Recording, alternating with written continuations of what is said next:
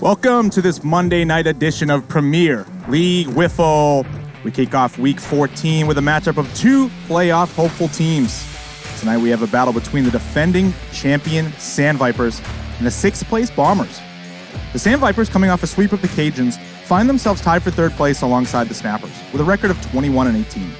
Adam Tannick looked like his normal self last week as he went 9 for 15 with 5 homers, and the Sandvipers have the league on notice that they're still here and fighting for the title. The Bombers are losers of 6 straight and are playing their third series in just 8 days. Their bats looked lively on Saturday night, but they had a hard time keeping the ones at bay. It seemed like just yesterday we were talking about the Bombers punching their playoff ticket, but with the first leg of a home-and-home showdown with the Sandvipers, their postseason hopes are up in the air. The run for the playoffs starts now, here on Premier League WIFFLE. Welcome in, everybody, to this edition of PLW here at the Hideaway Field, Las Vegas, Nevada. Pretty nice day overall, 75 degrees, but quite blustery out here. Expect the ball to fly as it has been over the last number of weeks. Likely a lot of offense out of these two squads tonight. Two squads that are typically known for their offense in the Sandvipers and the Bombers, and they're likely going to live up to their names tonight. Welcome in, everybody. Up here tonight with you is Kyle Lohman and Cody Runnels. How you doing tonight, Cody? What's up? What's up, my former teammate? Yeah, very happy to be up here with you again, despite being on the opposite sides of the diamond now. But I'm looking forward to this matchup. Two teams that faced off each other in last year's playoffs. The Sandvipers eliminated the Ones. The Ones were 6 outs away from taking down the Sandvipers last year, but the Sandvipers ended up pulling it off in the West Finals and ended up winning the entire thing, beating the Snappers in the championship series. These two teams are expected to meet again in the playoffs at some point. The Bombers are on a bit of a slide, though, losing 6 in a row between to the Snappers and the Ones on Saturday, and now they have the next 6 games against this tough Sandvipers team. So, yeah, I ran into the Sandvipers Friday night, and they were locked in. Taking pitches, I was barely missing the zone, and when I was in the zone, they were hammering me. They looked tough. They great at bats. Everybody walks, everybody hits. Their lineup does not let up. Tavano's having a great year, one of the leading candidates for the Rookie of the Year for sure. Tommy Gannon was filthy again pitching, and Justin Hicks, it feels like he never gets out. They got a tough lineup, and Tannick kind of looked like the feared hitter he's been for the last 3 years or 3 seasons. 100% tough lineup top to bottom. Let's take a look at that Sandvipers lineup now. Yeah, we got leading off playing shortstop Justin Hicks, and in the 2-hole Adam Tannick, in the 3-hole like I said earlier, Rookie of the Year, one of the Rookie of the Year favorites, Mark Tavano. Kenny McDowell in the 4-hole. Tom Gannon will be our starting pitcher and batting 5th. And then Don Roach, the new acquisition for the Sandvipers, I think is making his second series appearance, is the 6th hitter in the bottom of the order there. Yeah, Dustin Flenti, Michael Dean, Jordan Keegan, and Scott Burley under the line for this game as well. Yeah, second start for Donnie Roach.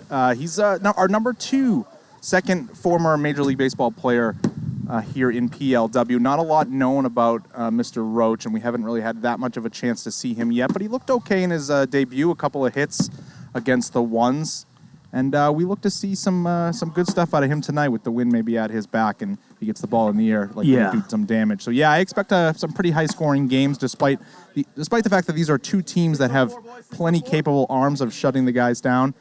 It's just, we saw it on Saturday between the Ones and the Bombers. Those are teams loaded with pitching, but with the wind helping, the offense came to play. So I kind of expect to see the same thing tonight. Yeah, there's definitely going to be a ton of runs scored tonight. That Don Roach kid, man, he looked like it wasn't his first time playing wiffle ball. He's definitely been on a field, and somebody told me he's tried starting a league or playing on teams before. So, yeah, ball player for sure. Sandvipers -1.5 in this one. Looks like the action's coming in heavy right now. You're laying about a -300 price with the Sandvipers minus that 1.5. This one could go either way, though, with that high-scoring affair likely to be likely to be had tonight. So here we go. First pitch, Max Fernandez faces Justin Hicks, and he takes high for ball number 1. And we are underway here from the Hideaway in Las Vegas, Nevada for some PLW action. Good cut by Hicks. Yeah, Hicks swings at that pitch, misses in the zone, maybe just a little bit ahead of it. I'm not really sure how he missed that one. He's going to be looking for pitches like that all night. 1-2 from Fernandez, and Hicks goes the opposite way, but Trevor Bauer stumbles a little, but gathers it in and makes it throw to the backstop for the first out here. Nice job by Trevor Bauer. Almost fell over there, but managed to regain his footing. Yeah, between the turf and the wind, that thing was skipping side to side on him, but it kind of got him on his heels, but he stuck with it, made a good play. And Max Fernandez paints one on the bottom right-hand corner against Adam Tanek. That's just an unhittable spot for Adam there. Ooh. And he goes high, and it's still 55, even though it looked off speed. And Adam swings and misses, and Max has got the first 2 guys down here. I'm sorry, go ahead. No, as you see, as all our fans look in at our new look instant replay here with PLW emblem in the bottom. Yeah. Look at that. It's nice. GK Rabbit, as always, doing some great stuff to constantly improve our production here at PLW. Yeah, I love the little game 1 of 3 on the. I saw that Saturday when I was watching New edition as well. Yeah, yes. that's cool. It's one of the most popular questions, it seems like, in the chat. Yeah. What game is this? Who won first game? And now you can see right at the bottom, this is game 1 of 3 tonight. Tavano rocking a new white Sandvipers hat. I haven't seen that this season. I see 3 different hats down. 4 different hats actually down there. Tom Gannon's got one with a smaller Viper. As Tavano stares at 55 in the paint, and Max Fernandez strikes out back-to-back Tanek and Tavano, and they go 1-2-3 here in the first. And we talked about a lot of runs, but here in the top of the first, Max Fernandez does a great job going 1-2-3 through that difficult Sandvipers order. Just what the doctor ordered for the Bombers. Yeah, I feel like, especially in the first game of the series lately, I feel like the ball's been flying out more just with the warmer weather and the wind. To get zeros in the early part of these games is huge. It's bigger than later on in the night, in my opinion. It's a little harder to get the speed under 55, and Max looks like he had no problem with any of that. Yeah, typically at this time of day, 6 o'clock Pacific time, the wind is a little breezier than it is later on in the evening. 7:30, 8 o'clock kind of dies down. So usually late in game 2 or game 3, we see the wind be less of a factor. So yeah, if you can shut down the offenses here in game number 1, it's a recipe for success for your squad tonight. Let's get that Bombers lineup. Or go over that? Did we do that yet? No, let's take a look there. Boom. Yeah. So leading off, we got Alex Fernandez in the 2-hole, Mateo Fernandez in 3-hole, the 19 home run hitting power hitter Trevor Bauer. In the 4-hole is our starting pitcher, Max Fernandez. And it's good to see the big man at third base back, Hollis Hale. They've been missing him when he isn't here. And the last hitter in the lineup is Big Al Fernandez at DH. And then we got Shirley and Simmons under the line as substitutes. And you saw Shirley out there in center field.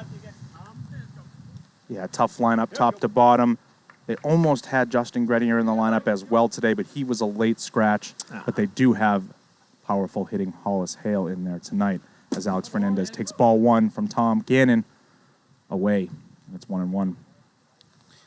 Hollis Hale, possible leading Gold Glove candidate over there at third base as well this season. As Alex rips one up the middle, Dustin Flenti does a good job cutting it off in front of the pocket radar sign, but Fernandez has a leadoff single. Brings up his brother Mateo, sporting a 5-game hitting streak, looking to extend that. Yeah, Alex is the starter of this. When he gets going at the top of the order, these guys hammer him in. I was looking at their stats. Alex he's only missed 6 games this year, so he's had a lot of games, a lot of at-bats. He only has 7 RBIs, and I thought that was like How is a that typo. Even possible? Yeah, but he gets on, but they drive him in, and he says, I was talking to him before the game, he comes on a lot with nobody on base, so if that bottom of the order gets going, they're going to even score more runs than they do, and they score a lot already. Absolutely, and that's probably a little common with a lot of leadoff hitters in this league that maybe if they don't hit a lot of home runs, if the bottom of the lineup doesn't really do damage for you, wow, that's a big one. You're going to have tough times getting RBIs. Yeah, and I was like, well, maybe his average isn't as good as I thought, but he's an over 300 hitter too. It just that was a weird stat. I was like, he plays too many games to have only 7 RBIs. I thought that was weird, but his average and on base is outstanding. Trevor Bauer up now with first and second, nobody out, looking to do damage early here against Tom Gannon. Trevor Bauer done a good job being a little more patient lately, taking a few more pitches, waiting to force pitchers to really come in and give him those meatballs that he's looking for. He's ahead 2-1 here against Gannon. Chases that one, though, and it's 2-2 now. Bauer was hitting absolute blast in pregame warm-ups, way over the palm trees, over that dome thing in left field. It was unreal. Spinner foul back. Yeah, Trevor Bauer always leads the league towards the top 5 of average exit velocity for sure. We don't actually track that statistic, but we watch enough hits so we know who hits the ball the hardest. As Tom Gannon takes a little bit off that one at 48 and gets Bauer swinging there for the first out. A big K there of Trevor Bauer, as now a ground ball could spell the end of the inning here. Yeah, especially after walking Mateo and falling behind 2-1 to Bauer. Gannon got dialed in and finished up, got Bauer out of there without getting his second walk. Yeah, good work by Tom there. Max chases that pitch inside. He likes that inside pitch. He's got a quick swing and usually can turn on it and drive it over the container, but just a little bit ahead of that off-speed pitch. Yeah, that was a little too up and in. If out over the plate more, and he lets his pitch for sure. 1-2 to Max, and he gets just under this one. Tanik's out there and under it, and he makes the catch for the second out. Rare to see Tanik out there in left field. Typically, when he plays outfield, he plays right field. He used to play actually a lot against that container in past seasons past, but it's been a while. Tom Gannon's usually the one who's been out there, and Adam Tanik hasn't played a ton lately in left field, so good to see him make that play. And they've been having Kenny McDowell out there, I think, in left field a lot too, right? He Good plays point. A lot Yeah, of he's outfield, played a lot of. But they went with Tanik. And Hollis goes up the middle, and that one's going to get down for an RBI single. Alex comes across to score the first run of the evening. Hollis continues his hitting streak as he came in leading the league with a 15-game hitting streak. Make that 16 now. Oh, wow. Big Al here.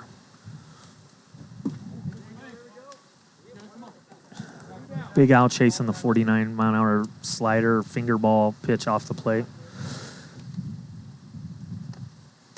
Whoa.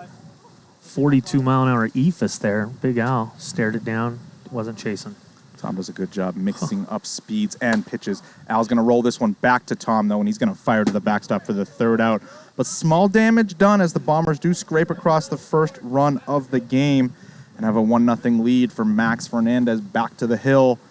Good job by the Bombers there. A couple of hits. We didn't see the big fly, but a good job getting to Tom Gannon in the first inning, ruffling his feathers a little bit. Maybe that's a little key to victory. You let a guy like Tom Gannon get settled in, and it's going to be a long night for you. But good job by the Bombers getting to him early tonight. Yeah, there was a game a couple weeks ago where Tommy gave up a couple runs in the first inning and was able to. What's going on? Oh, sorry. Was able to.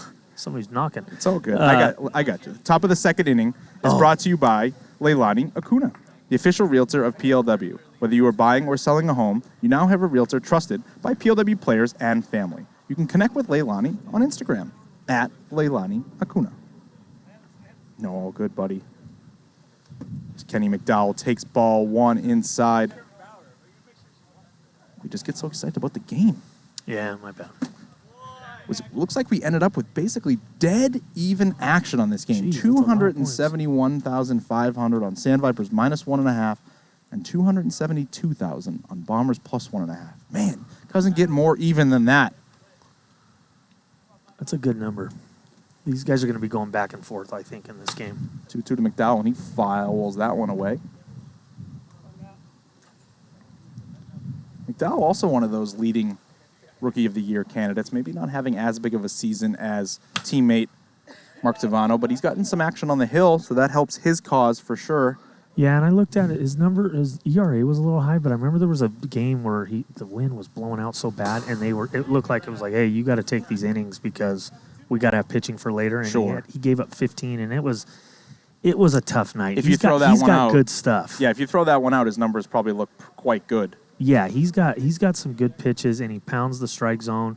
A lot of his pitches, I always try to eliminate like an arm angle or something. He throws the same angle, and the pitches look the same, and but they move. You know, he has a knuckleball and a little over the top 12-6, a slider. He's got good stuff. Tom Gannon takes ball one away from Max Fernandez there, but he paints the outside pipe there at 55 to get ahead 1-2. Man, if Max can live there on the outside corner today, it's a recipe for success for sure. Yeah, Max. The wind took that one big time as a big gust came up. Yeah, that is. God, it's whipping out here right now. Yeah, Max. Max can pound the we call them the ting-tings, the bars on the outside. He doesn't just hit the center strike zone. He's looking to hit those bars and really pick at you. Full count to Gannon. He swings and misses at 54 off the pan. Max with 4 consecutive Ks now. You're going to see Donnie Roach here in his second series, 4th overall start. Got his pants down today. He had him pulled up with no socks in his last start. Got the Sandviper memo. Yeah. So this is how we do it here.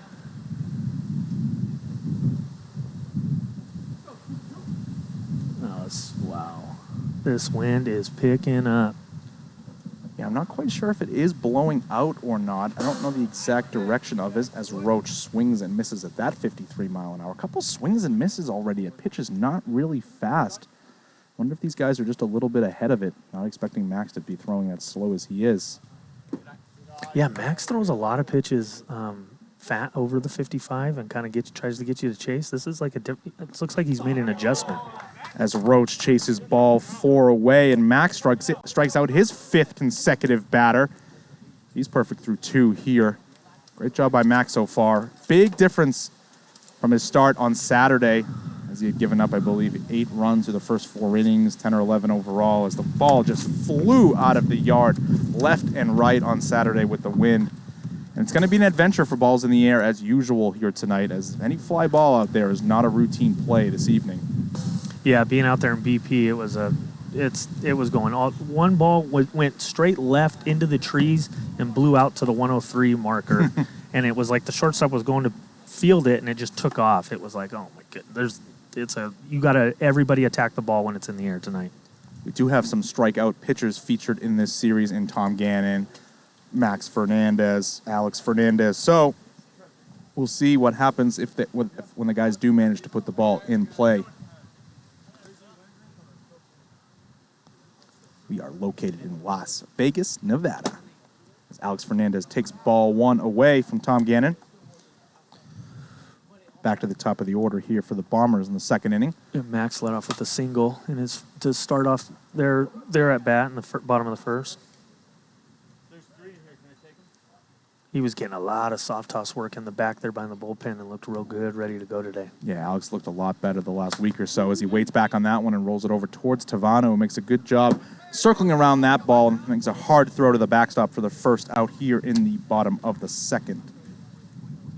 Yeah, kind of chased a pitch high there, it looked like. Tried to go the other way with it, but... Yeah, just didn't quite get under it. Kind of got over... Did a good job looking to go the opposite way there, but didn't quite get low enough on the ball to try to pop it out.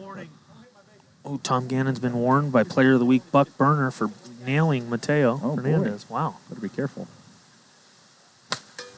It's a spinner back to Gannon. He has no problem with that one as he fires a 77-mile-an-hour pitch back to the backstop for out number 2. Gannon loves those. He gets to throw it as hard as he can and show off his arm. He seems to get them quite often as well. It is interesting how certain pitchers force that weak contact. I think a lot of it has to just do with really successful changing of speeds as Trevor Bauer rips a single up the middle with a 2-out base knock. That was a 99-mile-an-hour exit velocity. That was smoked. Top 5 in the league for sure when it comes to exit velocity. Holy moly. Man on the other side playing left field, another member of that large exit velo club, as Max just gets under this one and pops it to Justin Hicks at short. And the Bombers go quietly here in the 2nd. We still have 1-0 game heading to the top of the 3rd in game number 1 here of a 3-game set between the Sandvipers and the Bombers. Big series for both teams, more so probably for the Bombers as they're on a 6-game slide and they're in 6th place at the moment, looking out, from the outside into the playoff picture. So if they drop this series as well, they got to start. It's kind of panic mode time a little bit. And considering next week they're going to have to face these Sandvipers again. So big series tonight for the Bombers. Yeah, absolutely. The Bombers do a good job of bouncing back, and they haven't been at full strength the last few weeks. And that's where and they've still been in some wild games. There's been a 16-13 game, and just wild back. The offense has been there, but they're a different team when Hollis Hale's here. 100%. He's a guy who plays lockdown defense at third base and can hit the ball out of the ballpark at any moment. I mean, the kind of hitter like he is in the 5-hole of that lineup, that's crazy. That's got to be one of the best five-hole hitters in the league. Yeah, Tom Gannon and Hollis Hale in their 5 holes for their respective teams right now. Probably the best 2-5 hitters in the league as Hicks takes that one too hot into the zone at 57. He's ahead 2-1. Second time through the order, I wonder if Max is going to start doing more of his harder pitches hot. I went soft everything. Second time through, he might look to even do some different pitch sequences, because if you do the same thing like I did, it turns into home run derby. 100%. They hammered me. You have to keep good hitters off balance. You can't just continue to throw them the same pitches. Eventually, they're just going to sit on it. Once they see you once or twice or 3 times, they'll get used to it and they'll hit it hard. Full count here, though, to Hicks. He misses inside for the Sandvipers' first base runner of the game, and that's going to bring up powerful lefty Adam Tanek. Adam Tanek coming off a big week. Tanek looked like himself last week. I've seen some of the YouTube videos, and being a rookie, I haven't really played against him, obviously, but he was a problem for us. Yeah, he's a guy who swings just as hard as anybody in the league and has as good of an eye as anybody in the league as well. So really waits to try to get good pitches, and when he does, hits them hard. Yeah, I was getting him, but when you have to face Hicks and him, it's so frustrating because you can't like throw it a little off the plate and they'll chase. Like they just watch it. They watch it, and you're like, okay, they're in take mode. Let me just give them one, and then that happens. And Tanek rips one to left, and it does sneak over the wall, over the right field wall, into the Garden of Serenity. And the Sandvipers punch back, and it's 2-1 here in the top of the third on the back of an Adam Tanek 2-run home run, scoring Justin Hicks as well. Talked about it in the open. Adam Tanek looks back to being his normal self. He very well may be, as he throws a ball up here in the booth to us. The new Sandvipers tradition after a home run. I got a autographed Tanek ball flipped to me. That was cool. Wow. He must have heard me hyping him up. That ball just snuck over the right field fence. If that fence was 8 feet high as opposed to 6 feet high, I think that's a triple off the wall. Oh, yeah, if it was the container, for sure. Savano goes swinging at that one. And he just gets under this, but it's going to spin foul. What's going on, everybody on TikTok? Why don't you come on over to Twitch and check out the full broadcast. Check out that link on your screen, twitch.tv/Premier Wiffle, also in the bio. Oh, that see was all the camera dirty. angles. Holy criminy. That thing broke 3 times. Savano goes down swinging. Brings up Kenny McDowell here. Nobody on and 1 out. He looks at 58 for ball number 1. Yeah, Tanek, a few pounds lighter. Yeah, he looks sharp. Tanek looking good. And he was talking to him before the game. He was in a real good mood, real friendly. He got out here early. He was here probably like 10 after 4, hitting, throwing BP to everybody. It was nice to see him, you know. He's been gone a while. But he was super excited and just getting everybody involved. It was cool to see him. The wind doing damage to that pitch from Max Fernandez. He's behind McDowell 3-1 and stares at a get me over. We go full count here. Man, some big gusts today.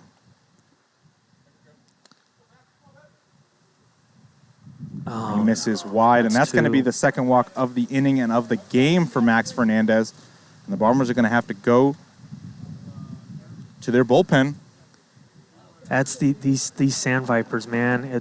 They're tough. I almost wanted to do a strategy of like you only get to go through the lineup once on them and then switching the guy out, because when they start seeing somebody twice, they make adjustments. They're talking over there. They're watching the stream and making little notes, and then they adjust every at bat. It's really not a bad strategy, kind of for the entire league. I mean, I think any lineup in this league is going to get better and better the more times through that they see a pitcher. I mean, maybe one time through, especially when he strikes out 5 in a row, to 2 through 6 hitters. You know, you're going to keep him out. You're going to keep him out there, of course. But hypothetically, at some point, if he gets through twice, 2.5 times through the order successfully, maybe you give them a different look, because at some point it's just not going to be as successful as it was early on in the game. Yeah, there's no way you could. And Max is your horse. You're going that. But I'm saying that's like it's you want to do it, but then you have he goes through 5 strikeouts, 0 for 6, 5 strikeouts. Then they come through that second time and they're 1 for 2, 2 walks and a homer. It's like they just make adjustments. So I liked him doing. I could tell he was pitching him different. So I know he was thinking that too. It just didn't work. It just didn't work out. The wind kind of picked up and it was hard to throw strikes. Right.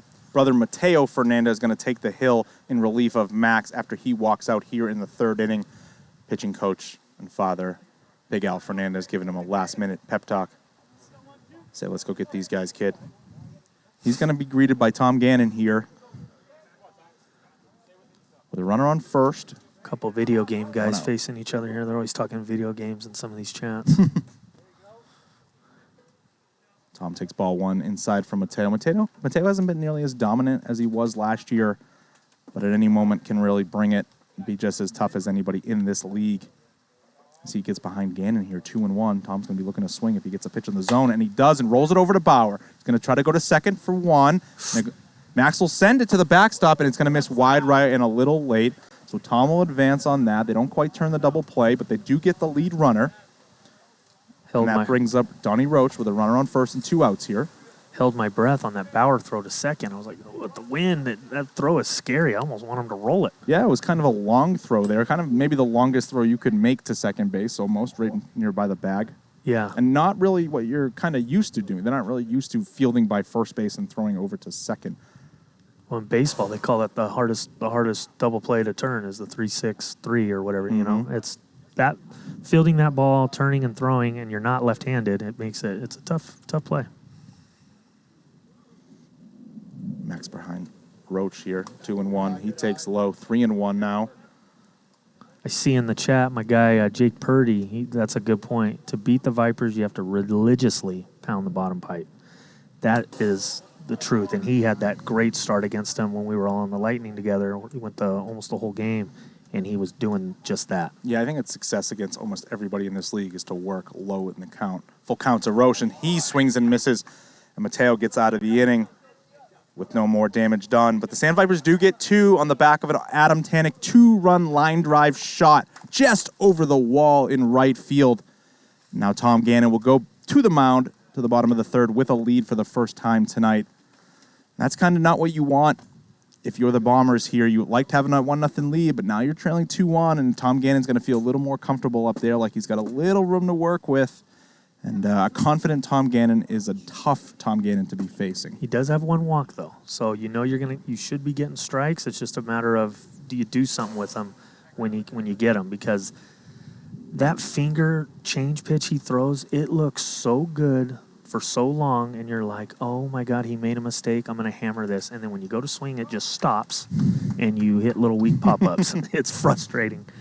It's impressive the things he can do with the wiffle ball. Tall as hail rolls over that one. Michael Dean kind of bobbles it, picks it up, though. Makes a good, strong throw to the backstop, 4.5 seconds, and in time for the first out here in the bottom of the 3rd. 1 pitch, 1 out for Gannon. That slider. It was just right over the plate, but it was low.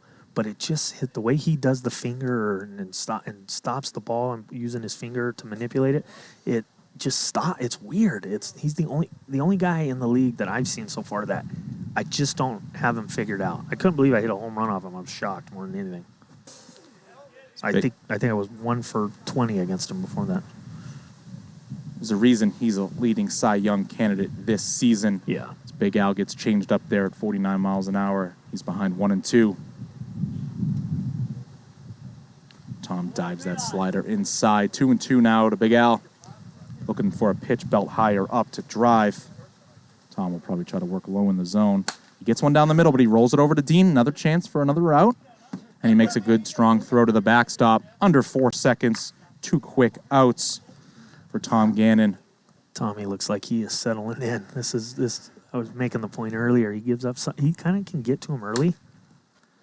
Oh, dreaded dribbler. Doesn't quite get to fair territory. Stays behind that cheap line. Yeah, tough first start to the inning here for the Bombers. After they give up 2, you really kind of look to answer right back, but 2 easy outs over to the 3rd baseman, Michael Dean. Tom's looking to go 1-2-3 here as he gets Alex Fernandez chasing out of the zone. And a quick inning, just what the doctor ordered for Dr. Winkley. Yeah, he gives up runs early. That's your good chance to get him, but he makes adjustments. He knows he has every kind of pitch you can think of to get through whatever weather conditions are, whatever time of the day it is, time of the night it is. Tom's settled in now. This could be a problem for the Bombers. Yeah, and they're going to be looking to do damage here again in the top of the fourth as they have the top of the order coming up in Hicks, Tanek, and Tavano. Hicks and Tanek went walk, home run last inning. That's how they have their 2 runs. Sandvipers really look like the Sandvipers of old, as the perennial contender that they're known to be and the defending champions of this league. Really, really strong team. Play good defense, solid pitching, and they can hit the ball out of the ballpark. Yeah, both times I've faced them, once with the Lightning, once with the Cajuns, they feel like they're just way better than you, and they don't make mistakes, and you make mistakes, and they make you pay for them. Every time it feels like you have to play perfect against them.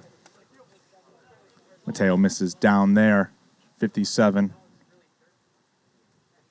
Oh, there's your boy Swoop, 4,200. Loves J-Lo. He's in there again. Mateo misses low again. 2-1 to Hicks. He's going to have to come to him now. 2-1 is just not the count the pitchers want to have against any quality hitter in this league because they have to come to him. But he gets away with one there as Hicks is slightly ahead of that 52-mile-an-hour pitch and fouls it back. He's frustrated. He thought he should have hammered that one. Yeah, I think anytime these guys are in a 2-1 count in this league, they are looking for a pitch in the zone, and they are looking to hit it hard. Mateo does that side step, come across pitch, but he misses wide, and it's full count to Hicks. Hicks looked like he was wanting. He knew that wasn't going to be a strike once he did the side step. Oh.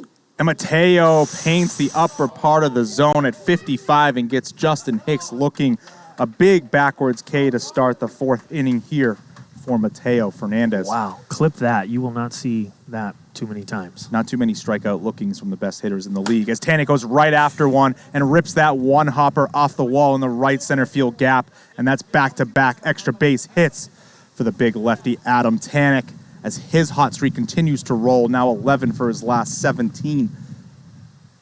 Adam Tanek is in damage mode. He just looks locked in, man. He's like, I know he's having a good time. He loves it. Oh, Tavano. tacoed. That ball was tacoed as it even went off the inside of Alex Fernandez's leg and happens to find its way to the wall, and that will score Adam Tanek from second base, giving the Sandvipers now a 3-1 lead. Not a lot Alex Fernandez could do with that. As you said, it was tacoed. He tried to make a play on it and just took such a weird spin because it was deformed. Yeah, Tavano folded that one up. That was weird. Brings up tall Kenny McDowell here with a runner on second and 1 out as he stares at 55 outside pipe. And he's behind 0-2. Mateo with that side step trying to come back across but doesn't get all the way there as he misses inside. That was a pitch he really honed in last year, and he just doesn't quite have it this season so far. As McDowell smokes a line drive that was going up still as it gets over the container. And the Sandvipers doing damage here in the top of the 3rd against Mateo Fernandez and now extend their lead to 5-1. Here come the Kenny McDowell was hitting balls like that all through BP, man. Their lineup just does not stop. Oh, hey, thanks, big guy. Second autograph ball of the evening up here in the booth. And we're going to end up with a whole collection by the end of it.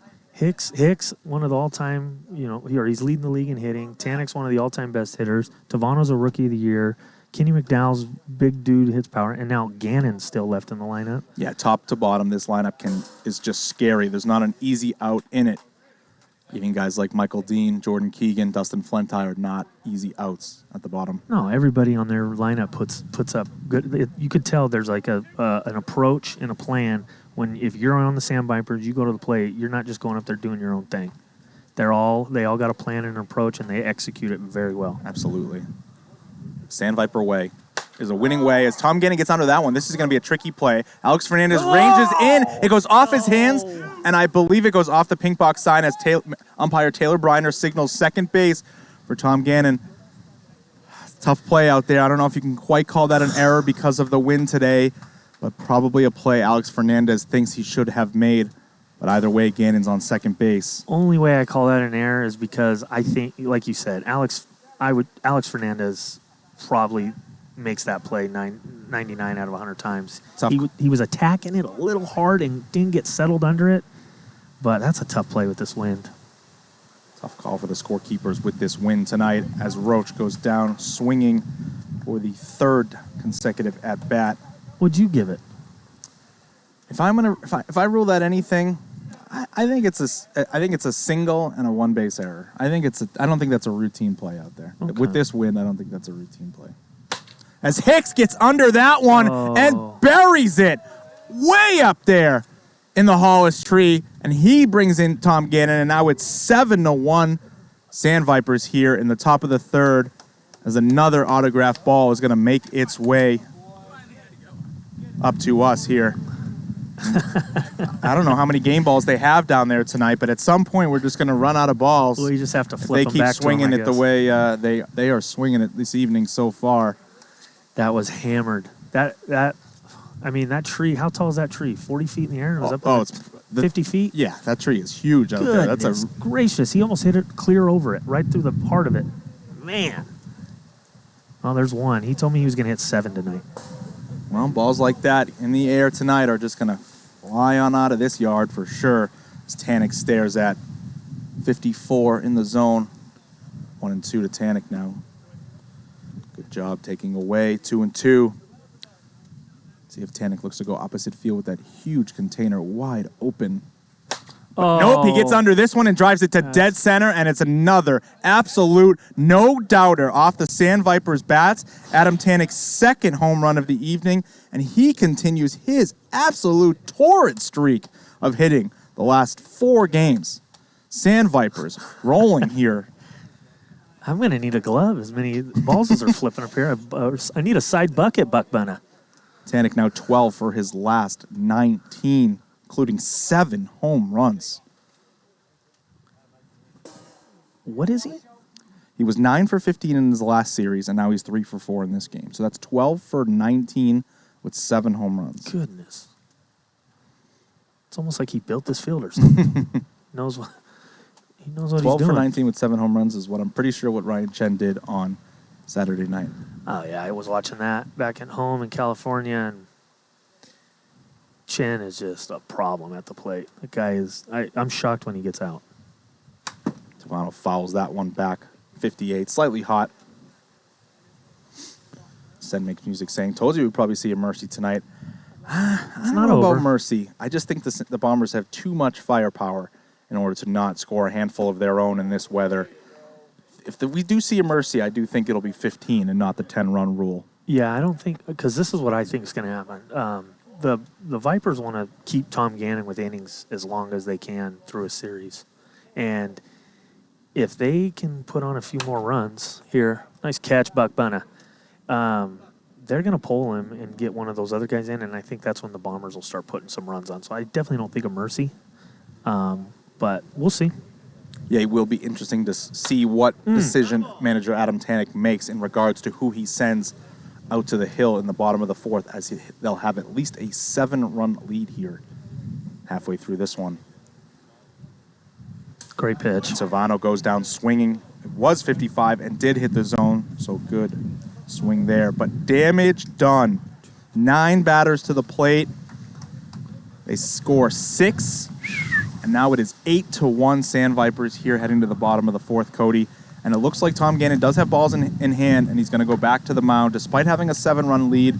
Sandvipers could have experimented a little bit here, maybe gone to Adam Tanek, maybe even given Donnie Roach a shot here to get some innings work, but maybe one more from Tom, and maybe they'll try to go put up some runs themselves and maybe just end this one after 4, possibly. One more would be 4. If he throws this 4, so you'd have 5 the rest of the night, so you figure he could get you, they'd probably look to do maybe a 3-2 thing. 3 in game 2. It's really interesting because a 7-run lead is so big. I mean, 7 runs is so much. You got to figure that there's some other guys on this team that can go out there and eat up some innings. I mean, Adam Tanek last year was, it's basically a Cy Young candidate. I mean, it seems like he should be, and he's looking to get some work in lately. He hasn't had a whole lot of innings, so not really kind of surprised they're not going to Tanek.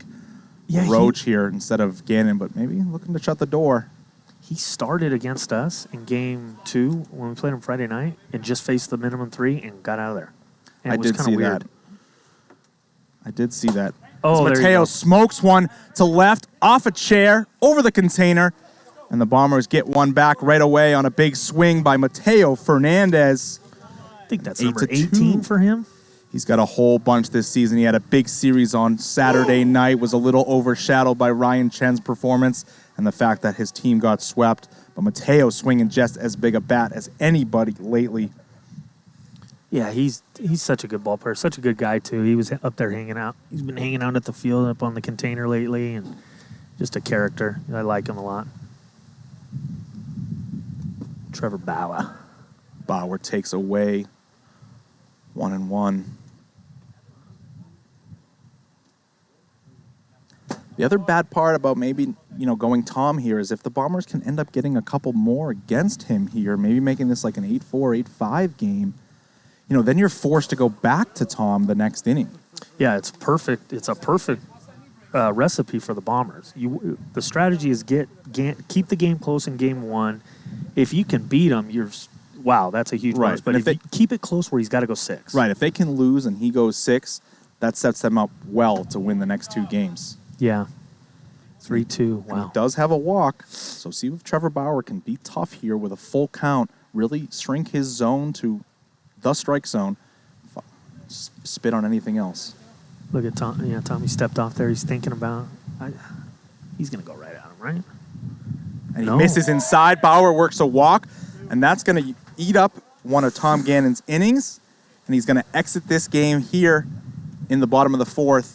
And Adam Tanner looks like he is calling upon former Major League pitcher Donnie Roach. A lot of guys are moving around. Yeah, he's going Roach, huh? Or is he pulling him off the field and going himself? You might be right there. Tom's going to left, and they're messing with us. boy, Tanner Kenny is McDowell. killing us. What's he doing? And he goes to the tall, right-handed Kenny McDowell. Maybe a little indecision from Tannick there. He did wave in Roach to send out Gannon, but maybe he wasn't quite sure what he wanted to do if he was going to go to himself, McDowell, or Roach. Ultimately ended up going with McDowell here, who has pitched quite, as you said, a lot better lately. Besides that one start where he gave up tons of runs and ended up getting mercied. If you throw that one out, his numbers are quite respectable. And this guy's been pitching pretty good lately. And considering he's a rookie, really good stuff. Yeah, he's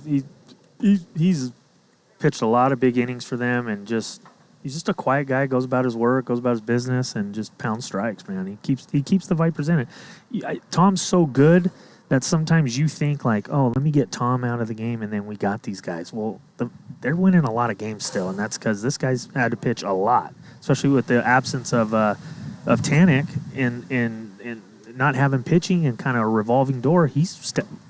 They would be in a world of hurt without his innings. Yeah, they really need somebody. After they traded away Trench Pacone, who was their middleman last year, eat up all those innings behind Gannon and Trench.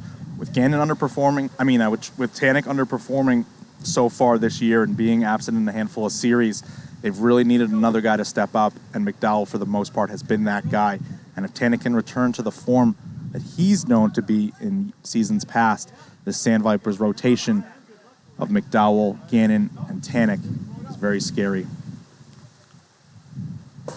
And Max stares at 55 down the middle. Good job taking the first pitch there in this blustery conditions. Force the guy to throw you a strike, but unfortunately now you're behind 0-2. Yeah, he pounds the zone constantly. See how McDowell attacks him here on 0-2. He misses low, 54. See, Anthony Michael, why doesn't Hicks pitch more? That'd be more of a question for you. Why doesn't he? I think he's tried, and he just, he's more of a shortstop. He's just been a shortstop his whole career. Obviously, he has an athletic arm, but, the defense really takes a hurt if he has to come out of the infield. I think he's a guy who they don't want to have to pitch. I'm pretty sure, between Roach and McDowell and Tannick and Gannon, they think they have a 4-man rotation there of guys that are eventually going to be studs, and they don't need Hicks to be another pitcher. They just need him in emergencies. Yeah, he's so pinpoint with his throws from shortstop. It's kind of like the Sean Merciel thing. As Max Fernandez hits one hard up the middle, Dustin Flentai cuts it off. Trevor Bauer is going to move up to second. The Bombers got a little bit of bingo here going. First and second, nobody out for Big Hollis Hale. Hollis 1 home run away from 50 in his career. Only 6 players in PLW history have 50. You want to try to guess the 6? 6 guys that have 50 home runs. I'm going to say Taylor Briner. Correct. I'm going to say Adam Tannick. Correct.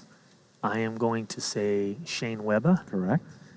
I am going to say, that's 3, right? As Hollis lines one to Michael Dean for out number 1. I'm going to say my guy Jim Dodos. Jim Dodos does not have one. I will tell you the rest of the list. Ryan Chen, Adam Couts, and the man playing left field, Tom Gannon. That's your Gannon, okay. Ryan Chen, Couts, okay. Yeah, that Jim makes Dodos sense. missed some games. Season 1, he played a very shortened season 1 and took some games off as well season 2. So I think he's a few games short of the amount that Gannon, Couts, Tannick, Briner, Weber have. Okay. So that's about all. And Chen missed some games last year, and so the fact that he's on that list as well is really surprising. He has just been absolutely mashing the ball the last he's hit season like or so. 14 home runs in 3 weeks or something. And one of the weeks, I think he hit none. Yeah, he's got 16 home runs in his last 12 games. Oh, As Big Al rolls one to Hicks, he flips it over to Dean at third and over to Tavano at second. You can't even see the ball, but it was way left anyway, and it goes into the outfield. They're going to get the force out at second, at third, and it's going to be first and second, 2 outs here. Yeah. That Sun's brutal. When I'm playing second, I tell guys, you got to roll it or one-hop it to me for at least the first 30, 45 minutes of the game. It's right. There's no way Tavana could see with a hat or glasses. Yeah, you saw as soon as he went to make that catch. As Alex Fernandez gets under this one. Might be trouble as Hicks can't range back and get it. It's drifting towards the wall as well. Doesn't quite get there. It's going to be a dirty single, which is only going to load the bases. Max Fernandez is going to have to stay at third for now. But big situation in this ball game right here. The hot hitting Mateo Fernandez up to face Kenny McDowell. Yes, they're down 6, but one swing of the bat, and that could change. Mateo takes low. 56 also. And it's 1-1. That was a tough play. And he gets under that one, and this ball should drift out of here, and it does. And a grand slam for Mateo Fernandez. And just like that, the Bombers live up to their name and drop a bomb in this inning. And now it's 8-6 Sandvipers. A big punch back there from the Bombers, making that 7-run deficit. Only 2 now, and we got a ways to go in this one, Cody. That was huge by Mateo. We got a ball game. We were talking mercy. What are we thinking? Can't doubt the Bombers. I mean, I did say the only mercy that's going to happen is a 15. Is a 15er, and that is the second home run of the inning for Mateo Fernandez. Something that hasn't happened that many times in PLW history. Oh, that was a dirty knuckleball. Bauer a little impatient there as he chases that one away. But damage done, and the Bombers get 5 back after giving up 6 in the top of the 4th. And it's 8-6 Sandvipers heading to the 5th. We got another high-scoring affair. As expected with these conditions, balls in the air is all that is required to score some runs this evening, it would appear. And so far, we are seeing just that. Yeah, I love it. These make these games fun. And if you do get good pitching performances in them, they're really impressive. It's extra impressive to be able to shut guys down in conditions like this. If you got some swing and miss stuff on tonight, that's what you need. Contact pitchers are going to be maybe a little are going to have tough evening because balls hit hard and balls hit in the air. A lot of those are going to find their way out of the yard.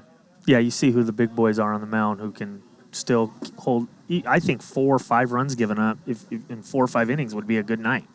In conditions like this, absolutely. I mean, if the Bombers gave up 5 runs in each game on Saturday night, they probably would have won. Yeah. I know they would have won multiple games for sure. So you just got to try to limit damage on a night like this. You're both going to get your runs, and not get too down if you give up 3, 4, 5. It's just part of the game. Yeah, solos are okay. You try to avoid the big ones, the GSs and the 3-run dingers. Dowell with a home run in his last at bat, but he goes down swinging, chases that one. Mateo does a good job getting the first out here. Now the Bombers looking for their opportunity to maybe have a quick inning as they face the bottom of the order, 4, 5, 6 here. If Mateo can get these next 3 guys out and fade facing Hicks and Tannick until next inning, maybe by then they'll have a lead. Big next 2 at batters here for Mateo. Tom walked out, Anthony. Gannon did walk out in the fourth. McDowell had to come in. Tom Gannon working a 3-1 count. Yeah, Tom Gannon, I believe, leading the league in walks, or at least top few in walks this season. That and he was stares hot. at a ball there. Before I saw that, I said, "Man, that looked fast." And yeah, it was. It was like spinning. It wasn't spinning like a fastball, but it stayed straight. That was a weird pitch. I think Mateo tried to just do a get me over there, as I was pretty sure he Tanner was aware Cameron of Gannon probably taking that pitch, but couldn't keep it under 55. Brings up Donnie Roach with a runner on first and 1 out. Bombers are desperately looking for a ball on the ground in the infield to try to turn two and get out of this and fade facing Hicks. 57. Roach swings at that one, goes behind 0-2. Tanik had a little conversation with Donnie right before the. And he gets under that one, and with this wind, it's out of here. Donnie Roach with his first PLW home run, a 2-run shot to left field. The Sandvipers tack on 2, and now it's 10-6 Vipers here, top 5. We were talking about Justin Hicks coming up and doing damage, but the guy at the bottom of the order just did some damage as well. Silent treatment. Silent treatment. Hey, it's me in the head with it. I didn't give you the silent treatment, big guy. Throwing the ball at me for. And he's getting the silent treatment over there on the bench. And they all have a good laugh now as it brings up Justin Hicks, who in his last at-bat hit a home run, and that's number 30 in his career, and that's going to make 20 players now with 30 home runs. What looked like a milestone to begin the season, and it still is, Whoa. now looks a little bit less of one, as there's been a lot of prolific hitters here in this league. Now 20 players with 30-plus home runs. Hicks fouls that one back. Roach hasn't cracked a smile, and he hit his first career home run. Stunned. He's a gamer. He's in the zone. Hicks. It's those pro ball players. They're in game mode. They ain't having fun. They're out here to win. That's right. Step on people's throats. Full count here to Hicks with 1 walk from Mateo, and he ropes it up the middle. That's going to go 2 hops off the late Lonnie sign in center field. We might need to repair the sign after that one. Double for Justin Hicks. That ball was ripped up the middle. Oh, I wanted to see. 90 miles an hour. Holy crap. Hicks 2 for 4 in this one with a double, a home run, and a walk. Brings up Adam Tanik 3 for 4 so far with 2 homers and a double. And he rolls this one over to Alex Fernandez. Stay with it. Bounces back to Mateo. Flips to Hollis at second. He's going to fire, and it's a little wide, way late as well. Why did they do that? There was nobody on second. Some serious confusion. So did they beat the clock? They did not beat this clock. 5.82. Wow. A little confusion by me as well, as I thought there might have been a runner on first, but Hicks was on second. Yeah. And now that's going to be first and third, 1 out for Tavano. Mental mistake by the infield there, not realizing that there was a runner on second and not on first. Gotta talk before the play there. That's just silly to let that happen. These are extra outs. Guess I'll put that down as a single. Oh, that's an error, right? Fielder's like an error. I mean, just throwing to the wrong base, it's just got to be an error, right? I mean, Yeah, that's an error. How is that a single? Come on, Kyle, you're better than that. It's a mental error, Now, as they say, but it's the a style- routine play to just throw it to the backstop. Yeah, that was an out. This is what the Sandvipers do. They make you pay if you make a mistake like that. Let's see if that happens. Tavano swings and misses at that one. Sansone says better be an error, and it sure is, buddy. It is, I'm not the Sansone. official scorekeeper, but I that run is a an tight error. ship up here. I got that. McDowell rolls off over this one off the end of the bat, There and we they go. do flip it to second properly this time. And they get the third out, but a little damage done back by the Sandvipers. They get 2 off the back of Donnie Roach's first career PLW home run, and it's 10-6 Sandvipers here heading to the bottom of the 5th. Bombers looking to punch back. We're going to have Max, Hollis, and Al, 4, 5, and 6 hitters in this inning. If a couple of those guys can get on for the big boys at the top, the Bombers will be right back in this game. This one is nowhere close to over yet. Oh, Cody. not even remotely close. Four run game, and this one's like a two run game. You know, get a couple guys on and just start getting that ball up in the air, and That's right. Bauer and those guys are going to be looking to do it. The the Vipers could have put this one away after that mistake, but Bombers got out of it. So Yeah, they're good probably job. feeling pretty good going into the hey, we got out of that one. Let's get a couple runs and go hold them again, No Gannon out of the pen as he has walked out of this game, so it's going to be all McDowell and Tannick and Roach from here if need be. And they got Scott Burley over there. Sidekick asking, do I have 30? I don't believe so. I had 10 last year, and I think I get 8 or 9 this year. I'm only at 19. I've only been around since season 3. So no 30 for me. Eventually. But You hit got a 10 home ways to runs go. last year? 10 last year in 39 games. I think I got like 8 or 9 in 39 games this year. So. I've hit 10 home runs this year, but I heard in a chat today they're all wind dated, so Yeah, they all really of them. don't count. Yep, all So of them. So. I was told. Full count here to Max. Big leadoff hitter. Orfield's laughing at me. He rolls this one over to Hicks at third, and this is going to be automatic and fires a strong throw to the backstop for the first out. Unfortunately for Max there, as he did work a full count, but got a pitch in the zone and rolled over that one. Hollis Hale chases there, gets behind 0-2. Hollis Hale's one of my favorite hitters, favorite players in the game. He's so intense. Spins that one foul. It does hit the fence. Will be dead foul ball there.